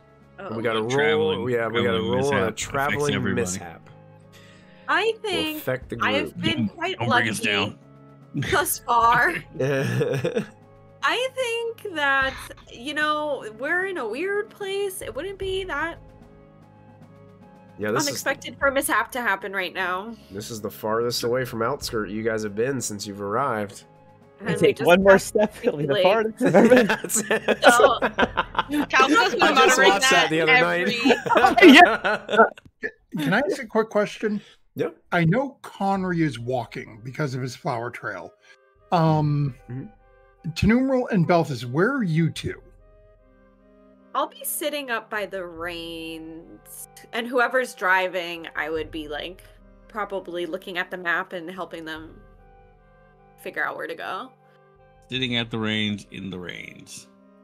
And Beltis usually walks, because heavy. Okay. Yeah, you were doing the cart before, It's but heavy. presumably not the whole Yeah. time. If Geyer would try to convince Kalsika to drive today, as his intention is to sit in the back, knowing that Tenumeral's paying attention up front. Connery's walking up near them with his flower trail. Belthus is walking. He's in the back, again, trying to be nonchalant, but is trying to read during the whole time. Looking at his dirty picture books. But basically just trying to not let Tenumeral and Connery see what he's reading. Wait, wrong roll. Sorry. Do this then. Everybody make awareness rolls contested against a Geyer sneaking roll. Do I have to since I know what he's doing? I would I'm say in on it. you're in on it, so I'd say no. You probably don't. And then would I do it or no because I'm preoccupied with the pathfinding? That would be up to you. Do you think it'd be something that your character would want to notice, or would you be too busy? I think I would be too busy. I don't think I'd be Okay. caring what the duck's doing in the back. All right. Or would what the duck's doing in the back be why? Yeah, get I don't think distracted. I'd be I don't think I'd have much of a reason to be paying much attention. Connery, you're the only one that really notices what's going on. Isn't that weird? Yeah. That is weird. Yeah. I don't know. Geyer, do you want to look up, or are you stuck in your book? I'm literally just reading away. It's again every once in a little while we'll just sort of give a little. Hey, Connery, glance. You've seen that book before. Yeah, because we've trained with him, right? Yeah. Yep. Yeah. Oh, You've So seen I that book. notice it, but since we don't lock eyes, I'm just gonna keep it to myself and continue walking along. Just take a mental note. Like, okay, so that's where the book went. More flowers appear behind Connery as he walks away. It's like, okay, so that's where the book went. So as Connery's thoughts and mood changes, do the colors of the flowers behind him change like color? Start withering. like a mood ring, you know? It's like some nice carnations before. Now it's like briar patch. Yeah, that's a briar patch. Black Even roses. the briar patch we're about to run into because of the travel mishap we're about to have. Well, yeah, driving a cart. Did you decide to push that roll, or are we gonna go ahead and mishap? I think she wants to take the mishap. All right, let's mishap it. So Let's see. D12. Mood for chaos tonight. Roll a D12 for us. Valid. It makes thematic sense having Kalska trying to steer this damn thing. Yeah, like we're coming past Mirror Lake up into the mountains.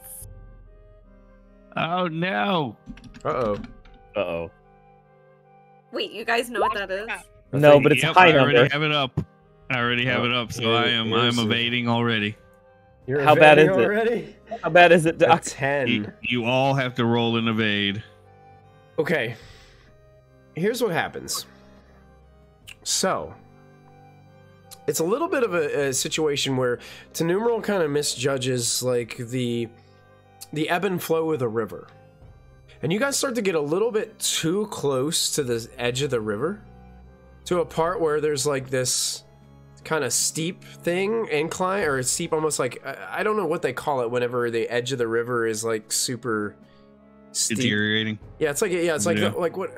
Gosh, it's on the tip of my tongue. A steep bank or something? Yeah, like a really steep bank. But all of a sudden, the land starts to slide on the edge with the weight of everybody like traveling, and a landslide occurs. I need everyone to make an evade roll. Oh no!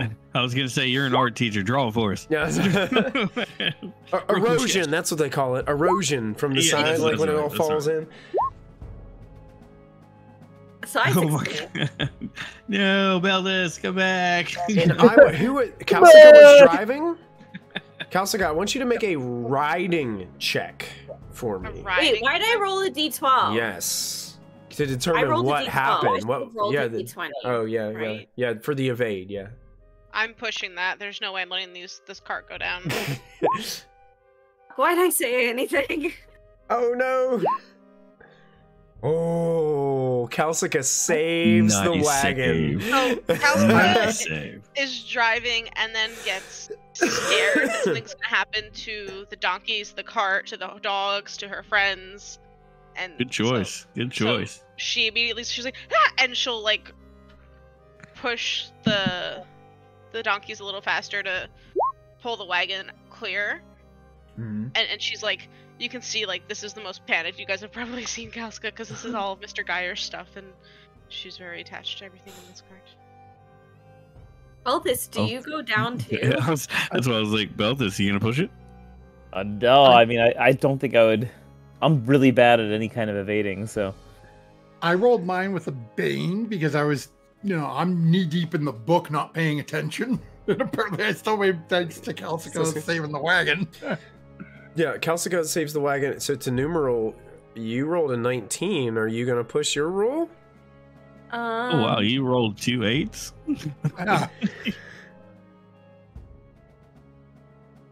Yeah, I'll push it. Okay. See if you can succeed on your evade. And tries to grab for the side of the wagon again. And succeeds. Nice.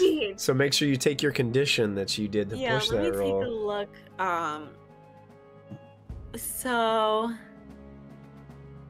this is gonna be that she's pretty exhausted Okay, from all yeah. this You got long few days of travel and leading the way, and now getting bumped through a landslide. So she's getting tired. So it does say that anyone who fails suffers a D10 damage.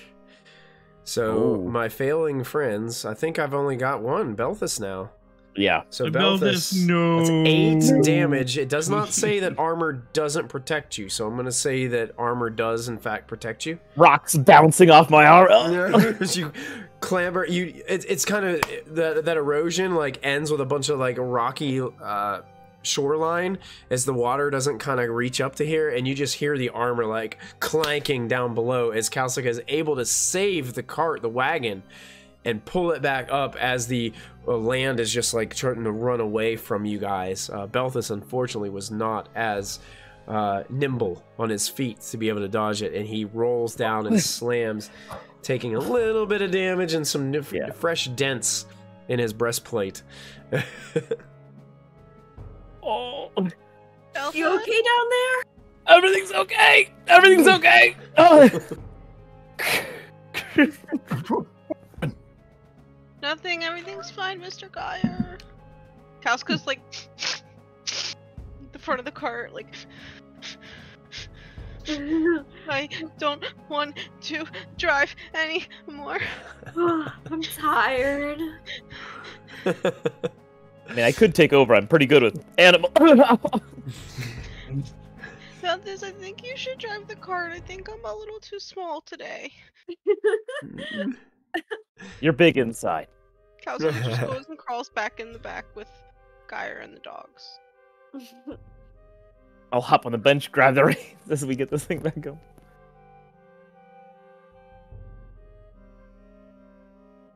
Conry, who's that for? The only one that took us all. Oh, Belthus? All right. Belthus, feeling good. Belthus, 5. Unless it's by Gaia again. Yeah. Who's that heal for? The donkey. The donkey. He might need it. All right.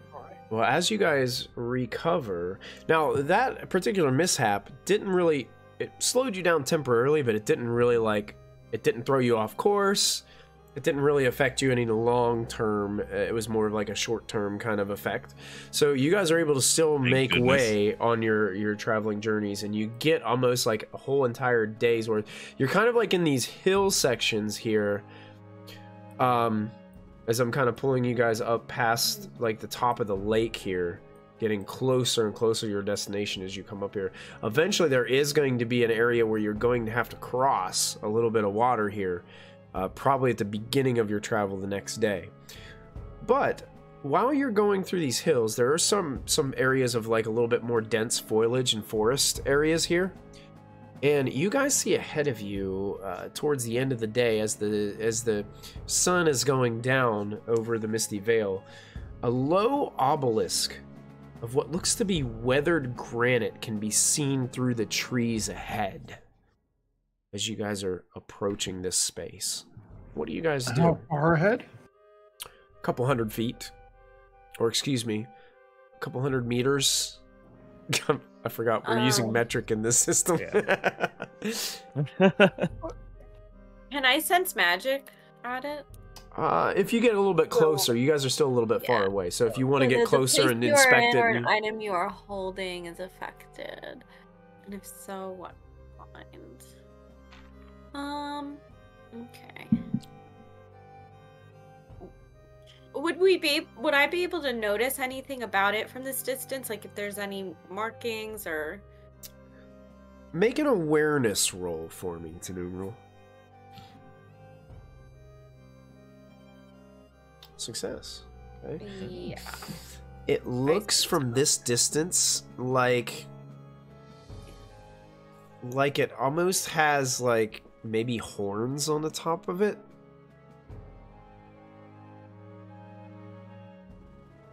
But from this distance, that's probably all you're going to be able to get.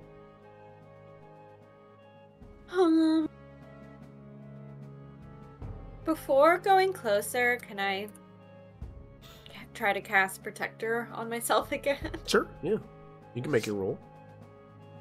Yay, I succeed. There you go. Nice. Do you guys want me to go look at it? Geyer's gonna, seeing her do that, Geyer's taking notes in the back of the book. Yeah, so yeah, I don't really like role play out my spells. What do I to do for Protector again? I think most of mine are like a gesture and a let's see, protection. Protector is just a gesture with something to draw with.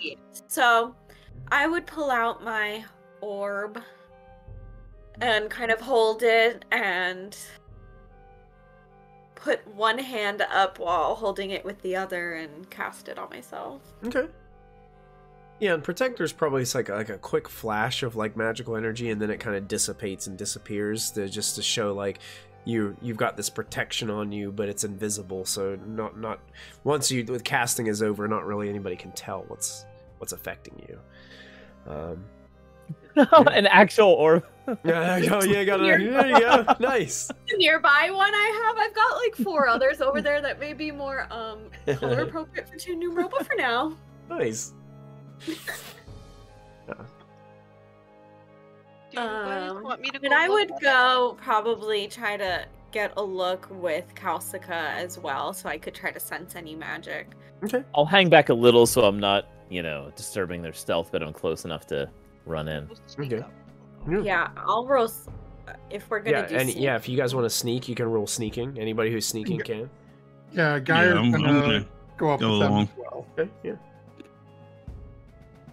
Successes. Oh, Geyer. I don't know if Geyer wants to push that. Yeah, Geyer's a little tired. He's been spending a lot of time reading, and these words are really hard. You guys are near the end of this day of travel, so it would make sense for Geyer to be pretty tired. The pushes are not in your favor tonight, my dude. It's those webbed feet too. It's really hard to be really sneaky with those webbed feet. They just. So yeah, you're making some noise there, Geyer. But you guys don't hear like any there's no sounds of Kalsika, as you're sneaking up, you don't hear anything. You don't see anybody as you're approaching. And you can get closer. How close do you want to get before you cast Sense Magic to Numeral? I guess as far as possible from. I mean, you can get right up to it if you want to. I guess whatever range I'll be able to sense magic on the obelisk. Yeah, I'd say within like 10 to 15 meters. Like as soon as you're in with like a room distance away, you'd be able to do that. So I would stop once I'm in range and cast. Did you pass or fail your sneak? I succeeded. Oh, okay. It's just Geyer flapping. You, in fact, are sensing magic from within it.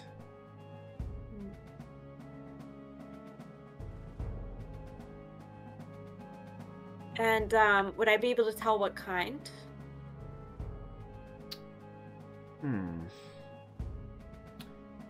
Bad mojo.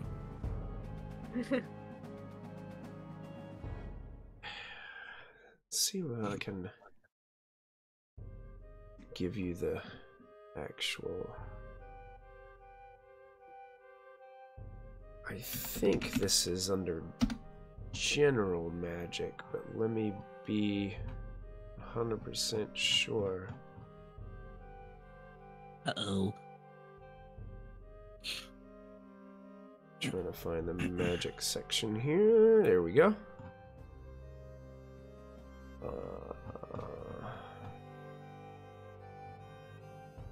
Yes, the magic that you sense is of a general magic variety.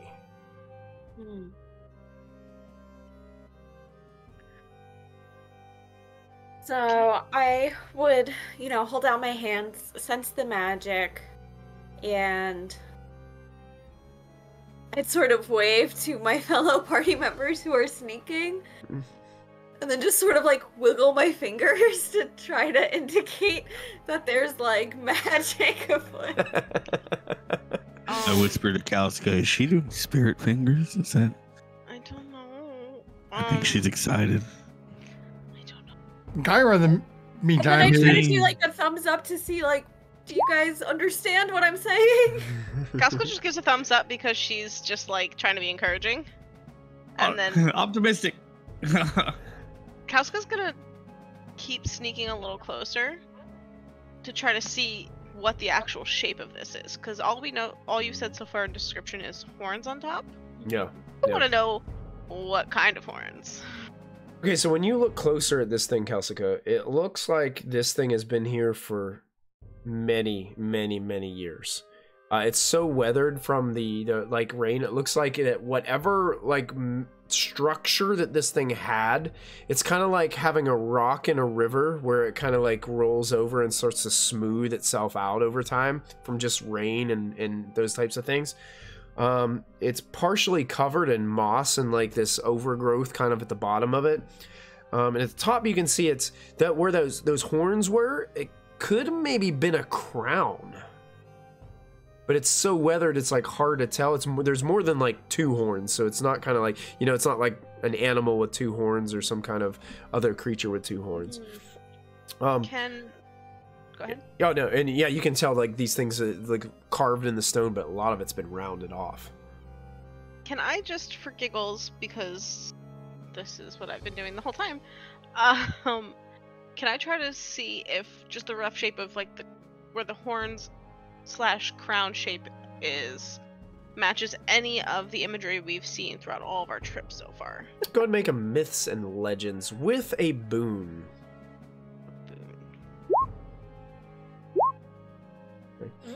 You're kind of like looking around, you look at that, and you think about it, and yeah, the imagery does look, and then you look over at Geyer, and you see that crown he's wearing on his head.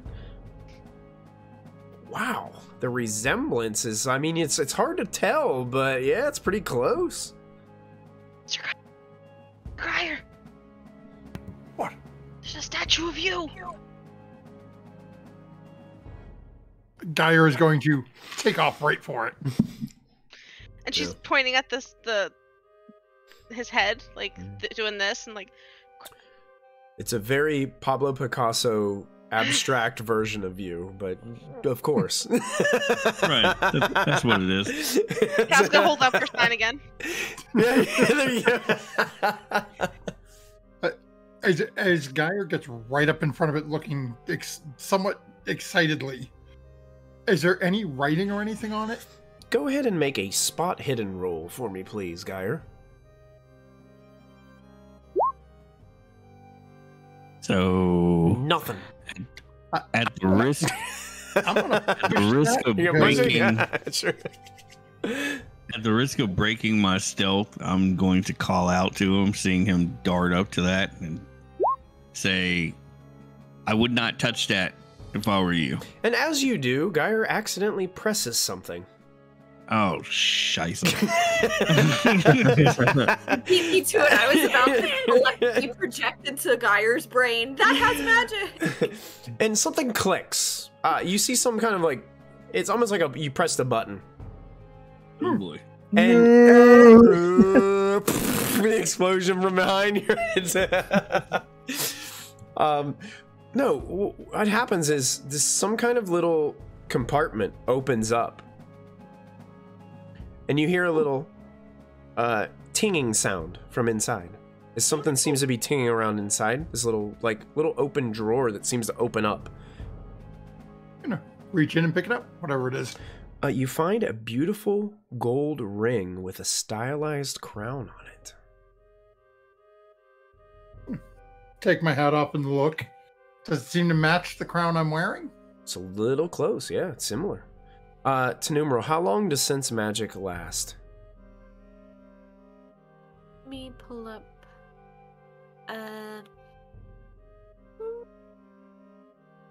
I should have it here. It looks like. Back up. Doesn't say. Yeah, it just says you can sense whether the place you are in or an item you are holding is affected by magic, and if so, what kind of magic. My inclination is probably that instantaneous then. Yeah, probably instant. Just like happens, you're aware of it, and then it ends probably. Okay. Yeah. Just was curious. Yeah.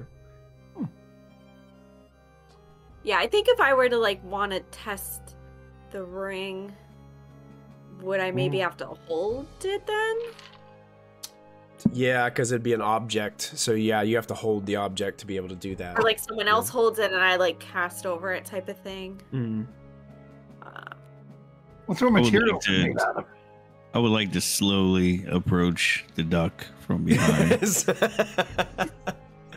Calsco would see you coming. Let's be totally clear. Geyer, there's a scene where you're looking at your ring and all of a sudden this looming shadow appears behind you. Kind of just hunching over and says, "What does the precious have?" Calsco pops Connery on the nose. What is in its pockets is...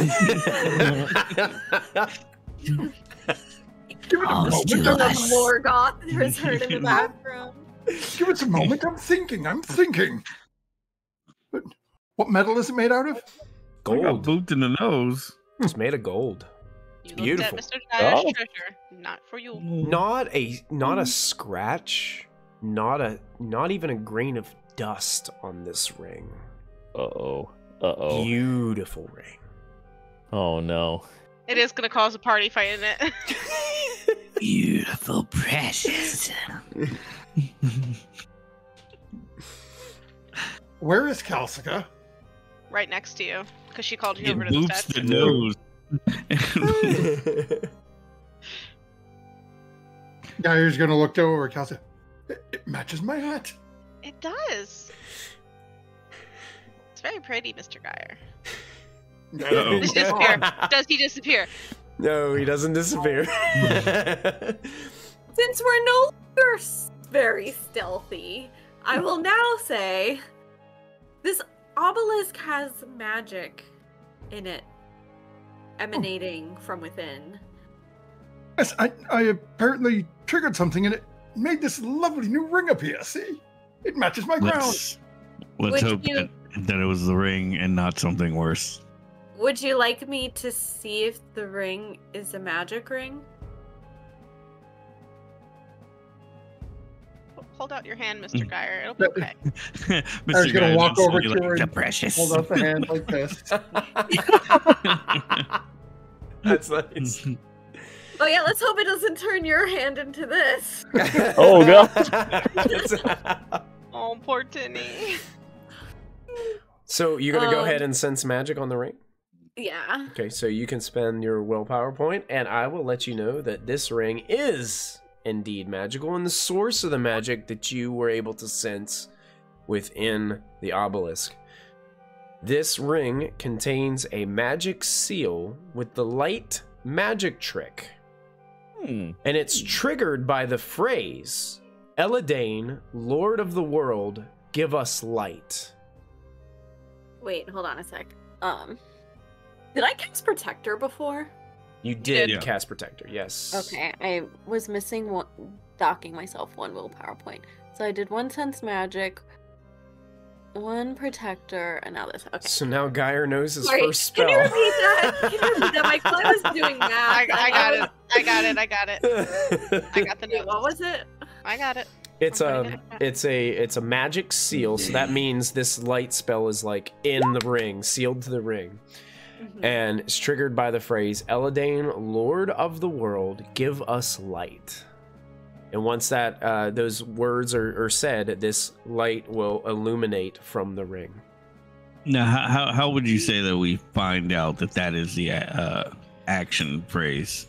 Because described in the ring. I would say visions. It would probably like come out like she would probably, as she's casting sense magic, she would probably hear like this language in her mind as she's doing this, and then it would gradually like turn into whispers, and then it would go into more like a common language, so she could hear the phrase being repeated over and over again, almost like as ominous whispers as she's like casting over the ring.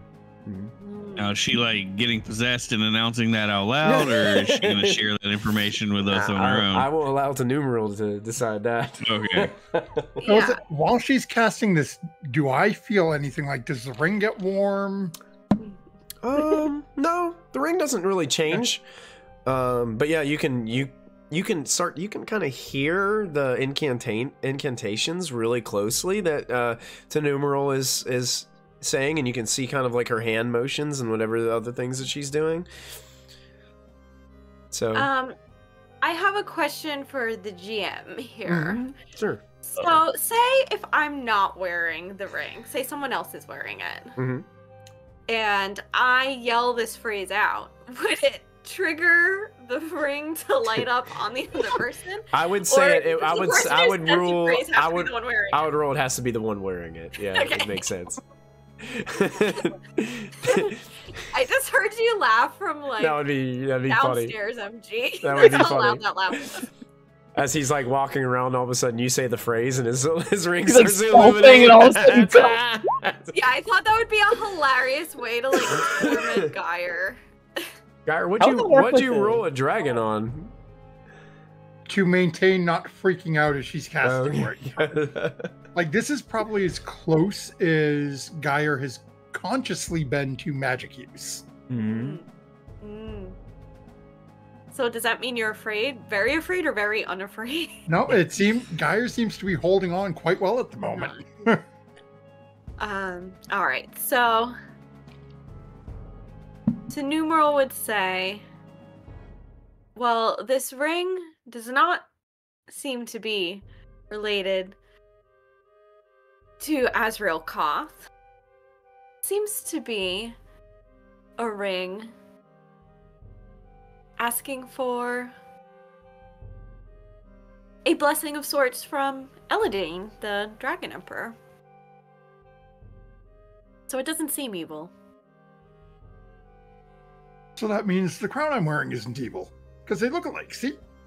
No, I thought it was from the Dragon Emperor based on that vision I had when we were in that underground temple. This ring could prove useful in the future. So does this mean I'm going to get visions now? Am I going to be strange and weird like you? Whoa. I don't think so. Whoa. Shots fired. I feel like whenever this happens, by the way, whenever there's like this interaction of like, you're weird magic and this and that, Belthus and Kalskar are just off to the side going, our family's fighting again. Whistles coming out of the helm. Yeah. They're just like picking up like twigs for like kindling for later on. They're just like, doesn't concern us. I'll share the incantation when I think it'll be useful. Or you can let me know if you want to cast with this, Sir Mallard. Otherwise, collecting feel those free to give it to twigs. someone else who wants to cast. Would you feel comfortable casting a spell with this ring? Guy's going to look down at it and look at Tenumeral again and then look down at the chainmail that he's wearing. Mm. And Connery's going to come up behind him, put his hands on his shoulders from behind and say, I'm sure he'll be just fine. Still keeping the fact that I know about the book a secret.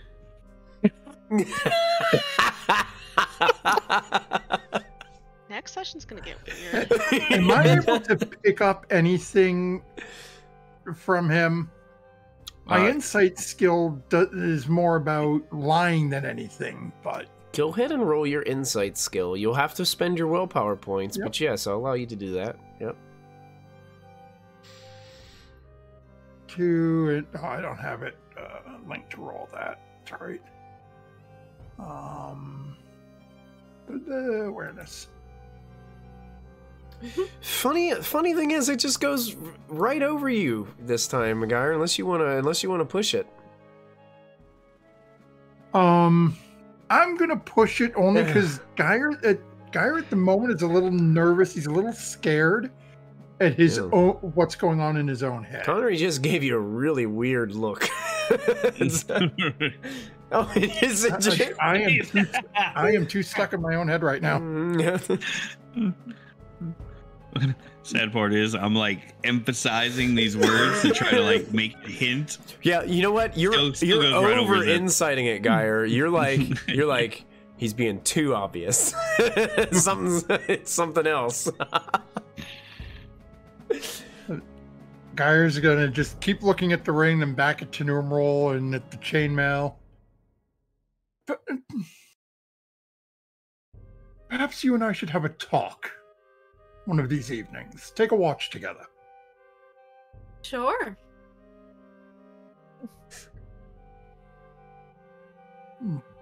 Geyer will give a little bow and again look at the ring a little bit and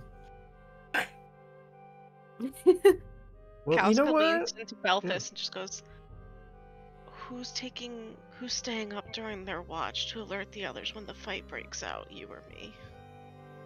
We could roll a dice. Okay. What is this dice you speak of?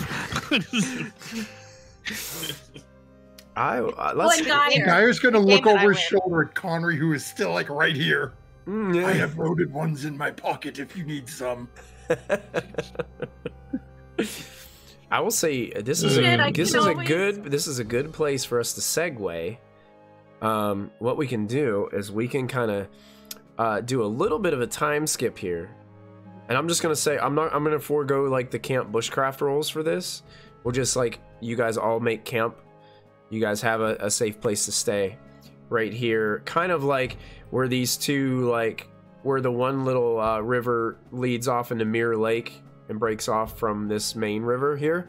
This is like the perfect place to make camp. It's safe because you're surrounded by water pretty much, and you've got a really nice place to stay. So did you guys, in this first night, did you guys want to have this discussion moment with Tenumeral and Geyer, or did you guys want to wait till later? Geyer would leave that to Tenumeral. Sure. Okay. Let's go for it. So we can go ahead and have this scene right now. Oh, they're having rollies. the talk. Okay, Velthus and Calcica, are you guys rolling to see who's trying to stay awake? Yeah. Whoever gets the lower roll on a d20 stays up and watches to see if a fight breaks out. Okay. Lower wins. Well. Oh, Calcica wins. I will sleep in your honor. Yeah. What's Connery gonna do? Calcica, are you trying to be stealthy about staying awake during this? No, Calcica's fully gonna act like we're going to sleep, and since she sleeps in the tent, but she's sitting up inside the tent, just listening to see how the conversation goes, to see if they are she's just more like, I don't want my friends fighting, so she's just staying up for that purpose. And the second the conversation ends and it seems fine, she will go right to sleep. But for right now, she's just kind of do me a favor as you're listening, make an awareness roll for me. Okay. I just want to see how well you can hear from inside the tent. And okay, decently enough. So Geyer into Tenumeral. She's gonna pillow over Belthus' face to stop the snoring. No. Geyer will make sure before coming over to talk to Tenumeral has taken off his chainmail, sort of hung it over the side of the wagon. And we'll just sort of try to flag down what would Tenumeral be doing is camps getting set up, like Connery and I'm assuming the other people who sleep inside are setting up a tent, so I'd be by the fire, probably just staring at it, or I'd be sitting by the fire. Guy will eventually make his way over after getting comfortable for the evening and sit down, not uncomfortably close to Tenumeral, but probably a little closer than he usually has been. And it's been interesting since we've all started journeying together, hasn't it? Quite. I'm beginning to see some of the benefits that people like you and Connery and the abilities you have.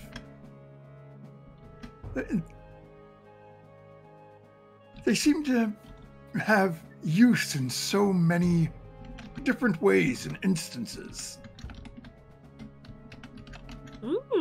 About time.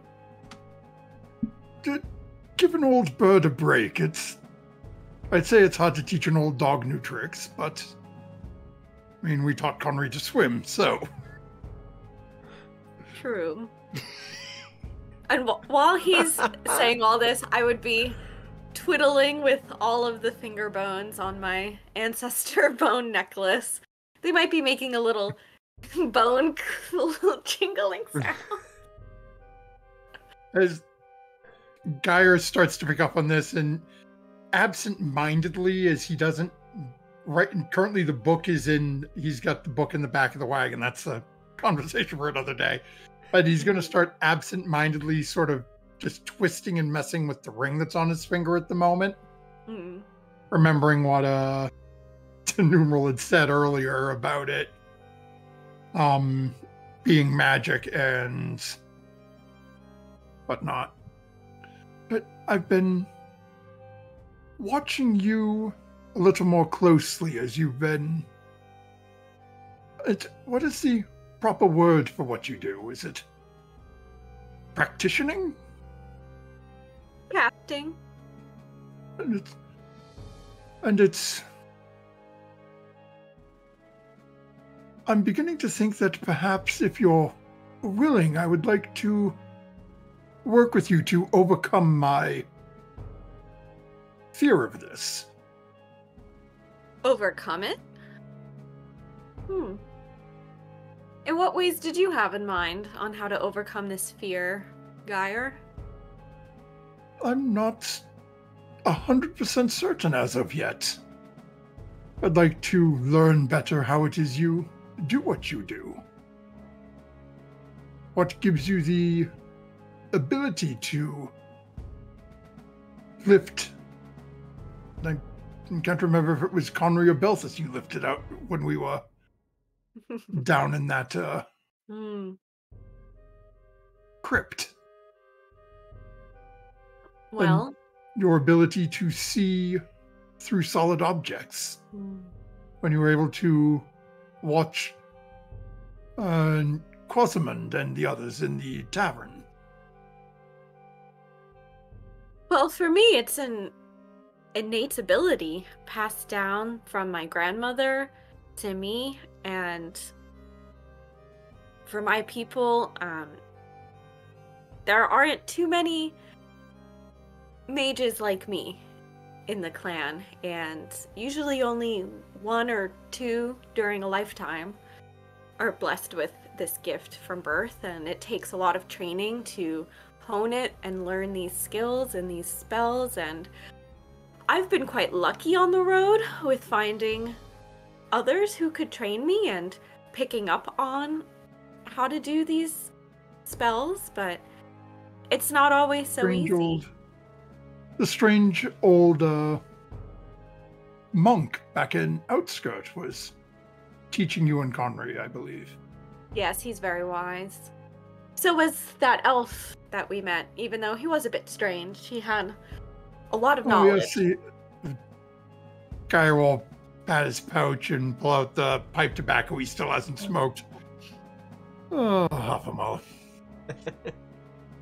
Strange individual, but wonderful pipe tobacco. Reminds me, I'll have to water that plant.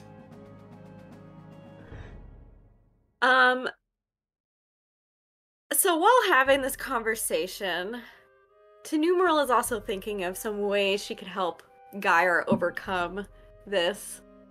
Maybe a little exposure therapy, perhaps.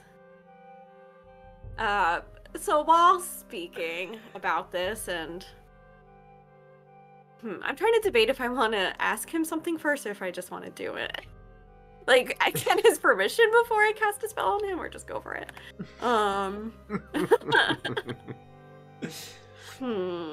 What would Numeral do? Better get forgiveness than permission.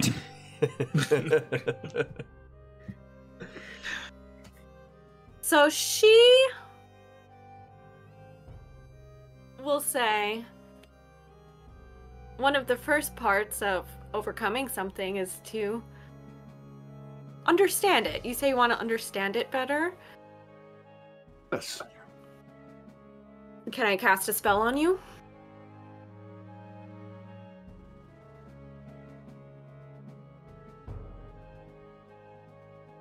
Geyer will.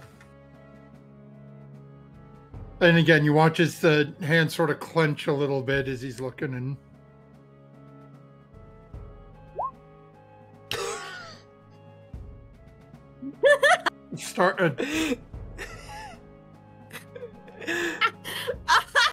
Starts to have a bit of a panic attack.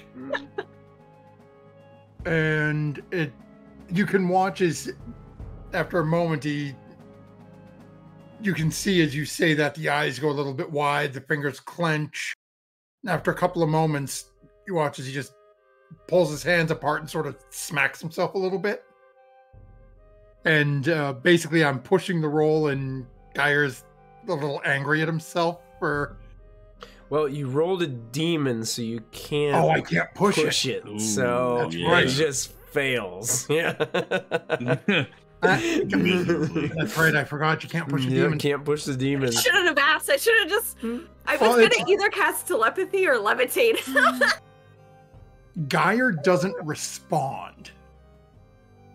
So what would Tenumeral do is you can see that he's sitting there barely moving, just twisting the ring, just gets out the brown paper bag and still like crouching in the tent like, oh god, oh god, oh god, oh god, oh god, oh god, oh god, but she doesn't do anything yet because she can't hear Geyer saying anything. I will just look at him and hold out my hand towards his brain. As he's having this panic attack. Hold my hand up towards his brain and remove it. And I will speak a word in my elvish tongue that indicates I am casting telepathy. Okay. Right. And for this one, I'm gonna do power level 1. Okay. So that'll cost me... Should be 2 willpower points. You do have to succeed on the roll. Yeah.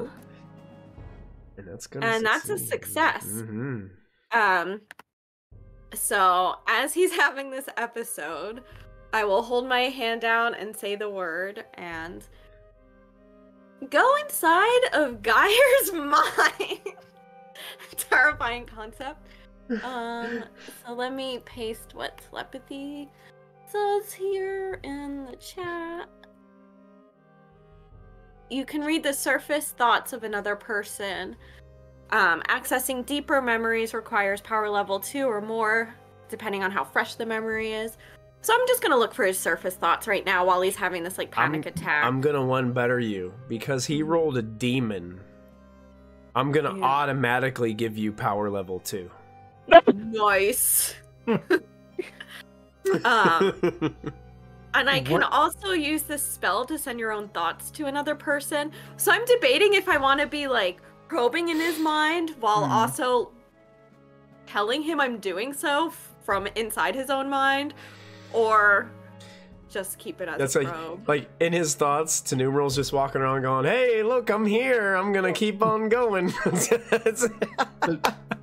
Right away from just the surface thoughts themselves. Yeah.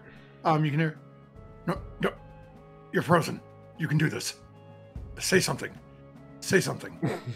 You're trying to deal with this. You want to learn this.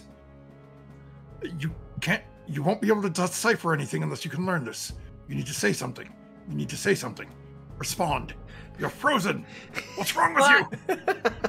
So I would say to him from within his own mind, so you want to learn this and decipher something? Tenumeral's lips did not move, Geyer.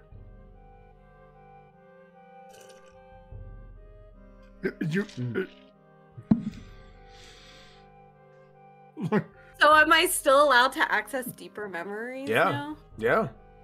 All right, so I'm gonna go deeper. I want to know what he wants to decipher. Okay. And learn. You would see a very familiar book. As you're digging deeper, is you can see, and given the image that you're like you mentioned, like they mentioned that you're sort of like walking through, as you can see the different things that like Geyer wants to learn, and there's all manner of things you can see. Oh, we're going to be cooking something, and you watch as Geyer has got fire in his hand. You're watching as Geyer and Kalska are walking through a town, and Geyer's just levitating a coin purse and dropping it to Kalska. And, you know, more probably shady uses than you would think. But as you push deeper, you would definitely recognize that book. And you can see Geyer's memories from that first night, looking over with probably a touch of, more than a touch of fear, but a touch of jealousy at you and Conry. And then seeing this individual, Halfamar, laying there and the book sticking out of his pouch a little bit. And that memory of just sliding it out and looking at the frying pan and putting it in the bag and the other implements. And then just assuming you focus on that, you would see him literally every night during his watch since he's taken it, reading it for the entire watch. That day that you got us lost and we nearly fell into the river, the entire day in the back of the cart just reading it, trying to make sense out of it. When you cast spells, you notice he turns to the very back of it where there are probably about 25 or 30 blank pages on the very last page, taking notes. You know, you see a very crudely drawn stick figure with a ball in its hand and one hand up beside it. This is amazing. I need to read Geyer's mind more often. What I find amazing about telepathy too is, like, for levitate, there needs to be a check for like whether the creature's willing or unwilling. But telepathy, it just goes. It's quite amazing. Anyway, I do want to add one more layer to this as the game master here. One thing you would also pick up on to Numeral as you're reading through Geyer's thoughts is you for sure know now Kalska and Conry both knew about the book. Yeah, I was about to say that. Is it the thoughts from his perspective, or can she see the moment that I saw him reading the book? She sees like all of that. Like, okay, is like played out in a story. I don't know if Geyer knows that Conry's aware. No, Geyer still doesn't know. You don't think based on these memories, you don't think Belthus has any clue about any of this, but you definitely know that Kalska and Conry. So, there's gonna be a fight. Not Kalska. Numeral will be enraged. Like, her eyes will light up with like a look that he maybe has not ever seen before. And she will yell, both in his mind and from her mouth. "Ooh. You foolish mallard! You stole the grimoire of not only a mage, but an elf, so that you could do silly tricks because of your own jealousy." Conry and Belthus, you wake up at the shouting that's happening outside. Kalska's running out of the tent. Kalska runs out of the tent. And at this, Numeral would also Conry, you're not there? Okay. And say the word for levitate. Just to give him a good scare. No. Is he gonna be unwilling? I'm assuming at this moment you're probably unwilling. Geyer, the minute she starts yelling, and also in your mind. Yeah. Geyer's getting this on two fronts now. And hearing the words, realizing, oh crap, she's not talking to me. She is digging around in here. Geyer's going to try to start running. Okay.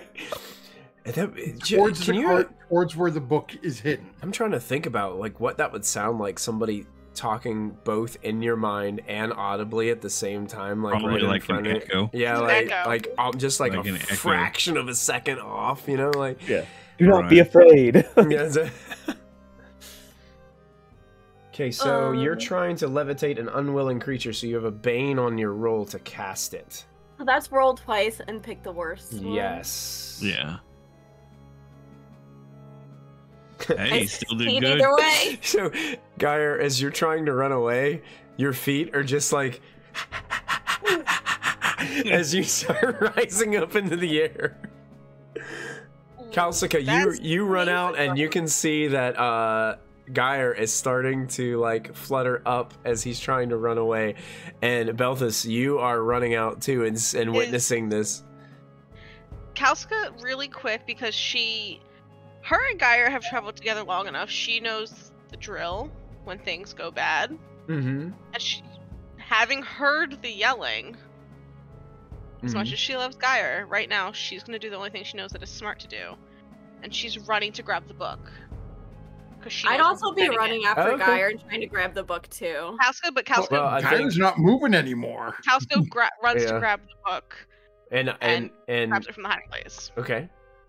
Yeah, so Calcica, you grab the book out of the hiding place. And just keeps running.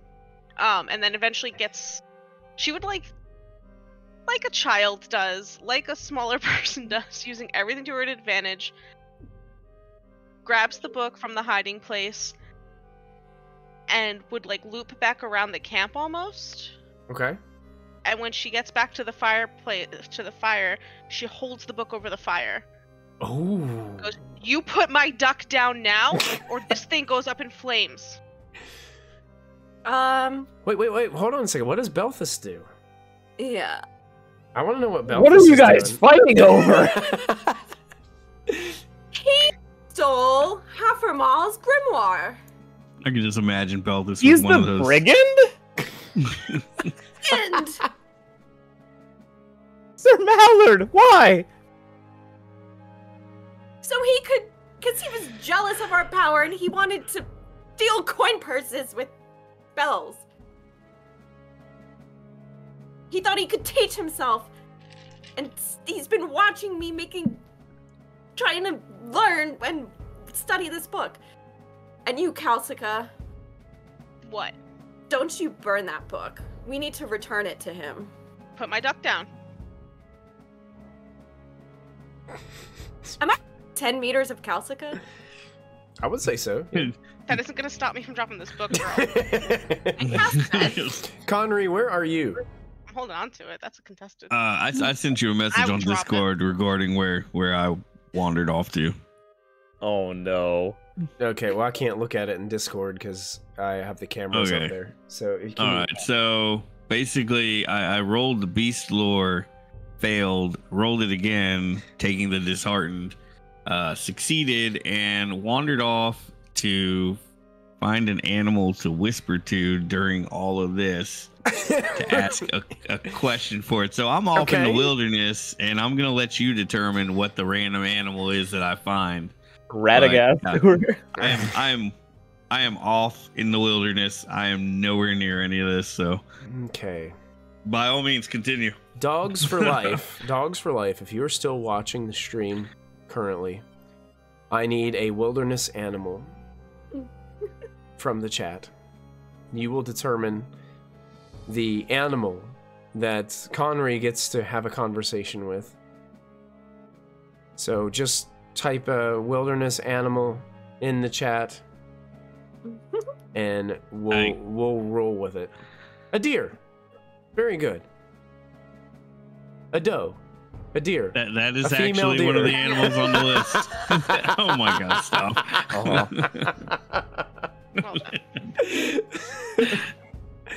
So yeah, you cast your animal whisper and you can now have a conversation with this deer. Did you want me to do it now, or are you guys just finish your thing? Yeah, let's. Okay. Oh, I just wanted to ask more about the obelisk. Now, does Animal Whisper like does the animal like talk to you, or is it just like you're like telepathically linked or something like that? It's a one question thing. So you only get one question? Yeah. Okay. Based on my power level is how many questions I could ask, and I'm only doing a power level 1. Oh, okay. So I am just curious, who erected the obelisks?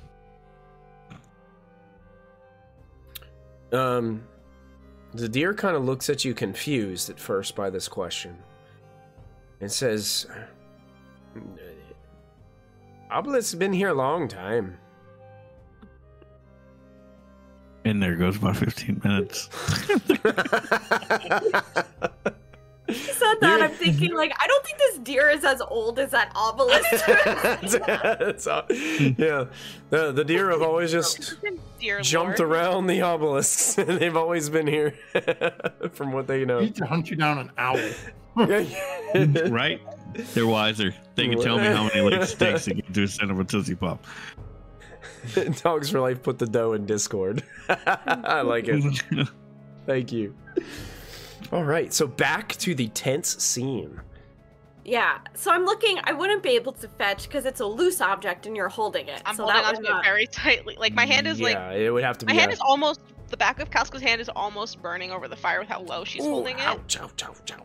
Like she's not, but she's like, cut it out. You know, he's afraid of it.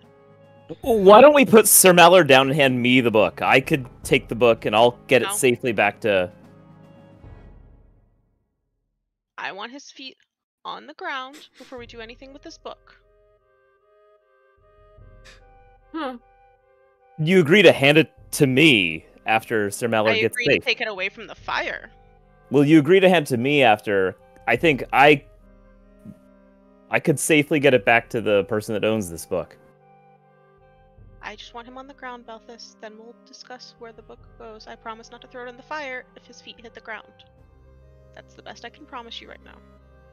He stole a book from a... I'm not denying he stole the book, but I want his feet back on the ground.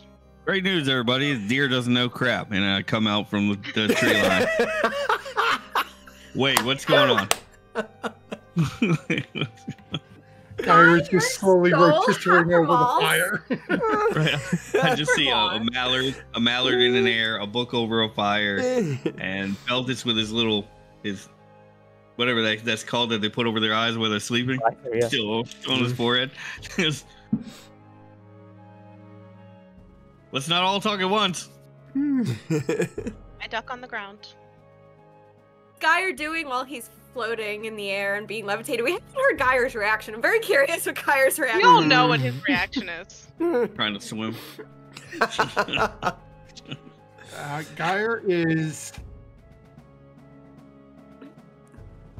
Huh. That's a question. When you cast Levitate, do you lose telepathy? I'm gonna say, yeah, she's not focusing on your mind anymore. She is focusing on that book where Kalska went and maintaining levitating. Okay. Then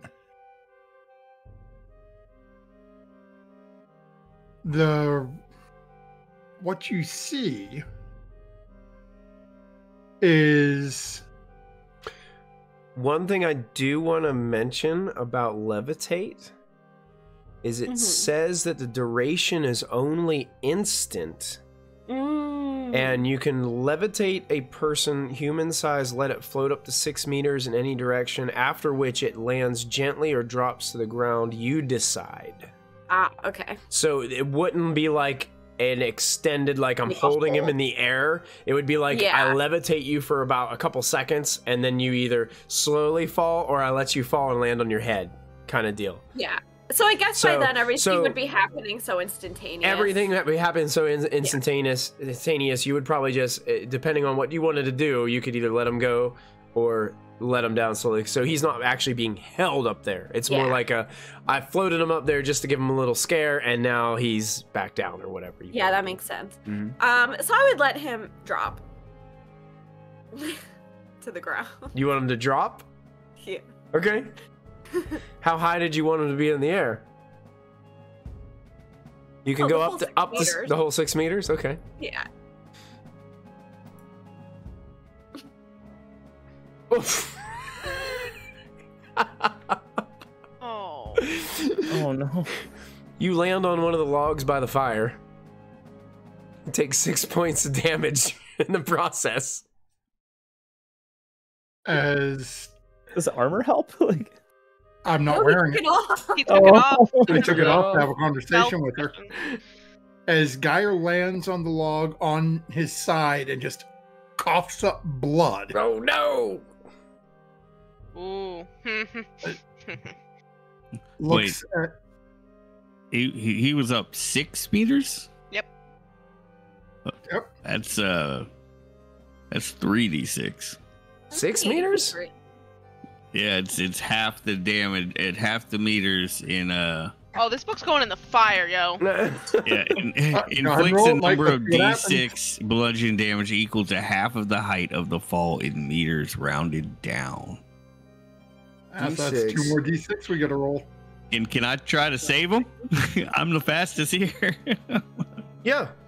What do you want to roll? I guess agility? Go ahead. Make an agility roll. I will say you catch him. oh, But you're also going to take a d6 of damage. I'll take it for the mallard. 2 points. No, I try to catch him and he kicks me in the face. you get a webbed foot right to the chin as you catch him. You roll off to the side. And Geyer, well, here's what I'm going to say. I'm going to say that both of you are going to take the 2 instead of the 6. As you kind of come down, and Connery's going to like cushion your fall a little bit whenever you guys slam to the ground. With my face. With his face. And at this moment, as you're standing there, or you not standing there anymore, as you're laying there in Connery's grasp, laying on the ground, staring at each other, the fire crackling in the background, with this shadow of a halfling holding the book. That's where we're gonna end tonight's episode of Dragonbane, Secrets of the Dragon saucy. Emperor. I'm gonna end the episode with a duck romantically in my arms by a campfire. And an angry halfling. Play a Mr. Connery.